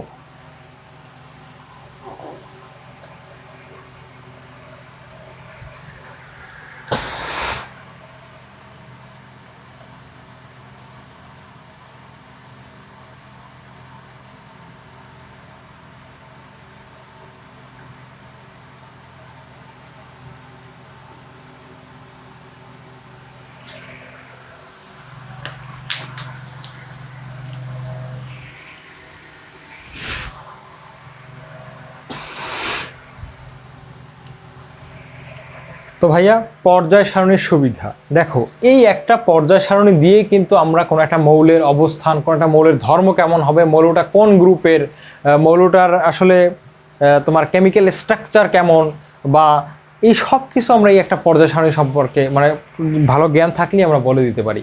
যেমন প্রথম দিকের যে গ্রুপগুলো আছে ওইগুলো ধাতু, শেষের দিকেরগুলো কি অধাতু, মাঝখানে আছে অবস্থান্তর মৌল, তারপর কিছু আছে অপধাতু। তারপরে তুমি যদি জাস্ট এক একটা মৌলের জন্য তুমি যদি জাস্ট 4টা ভৌত ধর্ম সম্পর্কে জানতে চাও, তারপরে তুমি 118টা মৌল তো অনেক হিউজ হয়ে যায়। তাইলে তোমার জন্য তুমি এক একটা মৌলের জন্য যদি তুমি জাস্ট 4টা বৈশিষ্ট্য মনে রাখতে যাও, 118টার জন্য তোমার 940-এর মতো তোমার ধর্ম মনে রাখা লাগে। তো এইগুলো তো আসলে অসম্ভব মানুষের পক্ষে এত কিছু মনে রাখা, ঠিক আছে? তো তুমি যদি জাস্ট পর্যায় সারণী সম্পর্কে তুমি একটা ভালো আইডিয়া যদি নাও, তাহলে কিন্তু তুমি সব কিছু বুঝতে পারবা। যেমন আমি যদি তোমাদের বলি, এই পর্যায় সারণী এই যে 4র্থ পর্যায়, তুমি যত ডান দিকে যাবা তোমার কি কি বাড়বে? তোমার আয়নীকরণ শক্তির মান বাড়বে, তোমার তড়িৎ ঋণাত্মকতার মান বাড়তে থাকবে, তারপরে তোমার অধাতব ধর্মটা কি করবে? বৃদ্ধি পেতে থাকবে। এইগুলো আর কি, আকারটা কমতে থাকবে। সব কিছু কিন্তু তুমি আসলে পর্যায় সারণীর সাহায্যে ব্যাখ্যা করতে পারো। যেমন গ্রুপ 1-এর আমি একটা মৌল যদি নিই, আমি চোখ বন্ধ করে বলতে পারি যে গ্রুপ 1-এর মৌলগুলোর লাস্টে 1টা করে ইলেকট্রন আছে, গ্রুপ 2-এর মৌলগুলোর লাস্টে 2টা করে ইলেকট্রন আছে, গ্রুপ 17-এর মৌলগুলোর লাস্টে 7টা করে ইলেকট্রন আছে। তারপরে 18 নম্বরে যে কোনো একটা মৌল দেখলেই আমি বলতে পারবো এই গ্রুপে যতগুলো মৌল থাকবে ততগুলো হচ্ছে আমার নিষ্ক্রিয় গ্যাস। অর্থাৎ পরবর্তীতে যে নিষ্ক্রিয় গ্যাসগুলো আবিষ্কৃত হবে, সেই নিষ্ক্রিয় গ্যাসগুলোকেও তো 18 নম্বর গ্রুপেই স্থান দেওয়া হবে। তো দেখো কত কিছু আমরা বুঝতে পারি জাস্ট এই পর্যায় সারণীর সাহায্যে। এই পর্যায় সারণী যদি নাই থাকতো, আমরা কি এইভাবে কম্পেয়ার করে করে আমরা ধাতব ধর্ম, তারপর অধাতব ধর্ম, তারপর ইলেকট্রন আসক্তি, তড়িৎ ঋণাত্মকতা এগুলো ব্যাখ্যা করতে পারতাম না। কিন্তু আমরা কিন্তু বুঝতে পারতাম না যে পটাশিয়ামের আয়নীকরণ শক্তি বেশি নাকি ব্রোমিনের আয়নীকরণ শক্তির মান বেশি। আমরা বুঝতে পারতাম না যে হাইড্রোজেনের ধাতব ধর্ম বেশি নাকি তোমার ফ্রান্সিয়ামের ধাতব ধর্ম বেশি। আমরা এগুলো কিন্তু আসলে বুঝতে পারতাম না। তাহলে এগুলো সব কিছু আমরা বুঝতে পারছি কিসের সাহায্যে? আমরা পর্যায় সারণীর দিকে তাকাইলেই বুঝতে পারি। উপর থেকে নিচে নামলে কী হবে, বাম থেকে ডানে গেলে কী হবে, ডান থেকে বামে আসলে কী হবে, নিচ থেকে উপর দিকে গেলে কী হবে, সব কিছু জাস্ট আমরা পর্যায় সারণীর দিকেই তাকিয়েই বুঝতে পারি। তাহলে এইগুলোই হচ্ছে পর্যায় সারণীর সুবিধা। তো এই ছিল পর্যায় সারণীর সুবিধা সম্পর্কে বিস্তারিত আলোচনা। তোমরা একটু মেইন বুক থেকে একটু এটা রিডিং দিয়ে নিও। তো যা বলছি এইগুলোই আর কি। তো ভাইয়েরা, এবার জাস্ট আমরা কিছু বিক্রিয়া দেখতে পারি। বিক্রিয়া মূলত তোমার রসায়ন বইয়ের প্রত্যেকটা চ্যাপ্টারই আছে, তো এই জায়গায় আলাদাভাবে যে আমরা স্পেসিফিকভাবে বিক্রিয়া শিখবো এমন না। তোমার একটা চ্যাপ্টার নামই আছে রাসায়নিক বিক্রিয়া, ওইখানে আরও বিস্তারিতভাবে শিখতে পারবা। জাস্ট আমি কয়েকটা টুকটাক দেখাই। এগুলো হচ্ছে সাপোজ তুমি যদি এটা কল্পনা করো যে হ্যালোজেন যে গ্রুপটা আছে, এই হ্যালোজেন গ্রুপের মৌলের সাথে প্রথম যে তোমার আছে তোমার হাইড্রোজেন, প্রথম যে মৌলটা হাইড্রোজেনের কিন্তু বিক্রিয়া হয়। যেমন আমি যদি এটা বলি যে Cl2 প্লাস H2, এই দুইটা মিলে কি গঠন করে ভাইয়া? 2HCl গঠন করে। তারপরে তুমি যদি আরেকটা বলো ক্লোরিনের সাথে এই যে প্রথম গ্রুপের যে মৌল সোডিয়াম, অর্থাৎ সোডিয়ামের সাথে হ্যালোজেনের বিক্রিয়া হয়, তাহলে কি গঠন করে? খাবার লবণ বা 2NaCl। আবার সমতা করার জন্য জায়গায় 2 দিতে পারো। তো এইভাবে কিন্তু বিক্রিয়াগুলো আসলে করা হয়। এগুলো আসলে আমরা সামনে আরও জানতে পারবো। তো মেনলি তোমাদের আমি পর্যায় সারণীর সবগুলো টপিক কভার করে দিলাম, ঠিক আছে? প্রত্যেকটা টপিক আমি কভার করে দিছি। এই পর্যায় সারণীর পটভূমি থেকে একদম বিক্রিয়া পর্যন্ত যত যা ছিল আমি সব কিছু কভার করে দিছি জাস্ট আমার এই একটা ক্লাসের মাধ্যমে। তো তোমাদের প্রতি অনুরোধ থাকবে, তোমরা তোমাদের বন্ধুদেরকে এই ক্লাসগুলো সম্পর্কে জানাও, তোমরা এই ভিডিওটাতে লাইক দাও, চ্যানেলটা সাবস্ক্রাইব করে রাখো। ইনশাল্লাহ রসায়ন বইয়ের প্রত্যেকটা চ্যাপ্টারের প্রত্যেকটা টপিক ধরে ধরে ইনশাল্লাহ বিনামূল্যে শিখিয়ে দিব, ঠিক আছে ভাইয়া? তো আমার জন্য দোয়া করবা। ইনশাল্লাহ নেক্সট আরও অনেকগুলো চ্যাপ্টার সম্পর্কে তোমাদের সামনে আমি নিয়ে আসবো, আলোচনা করব। তো সেই পর্যন্ত সবাই ভালো থাকো, সুস্থ থাকো। আল্লাহ হাফিজ।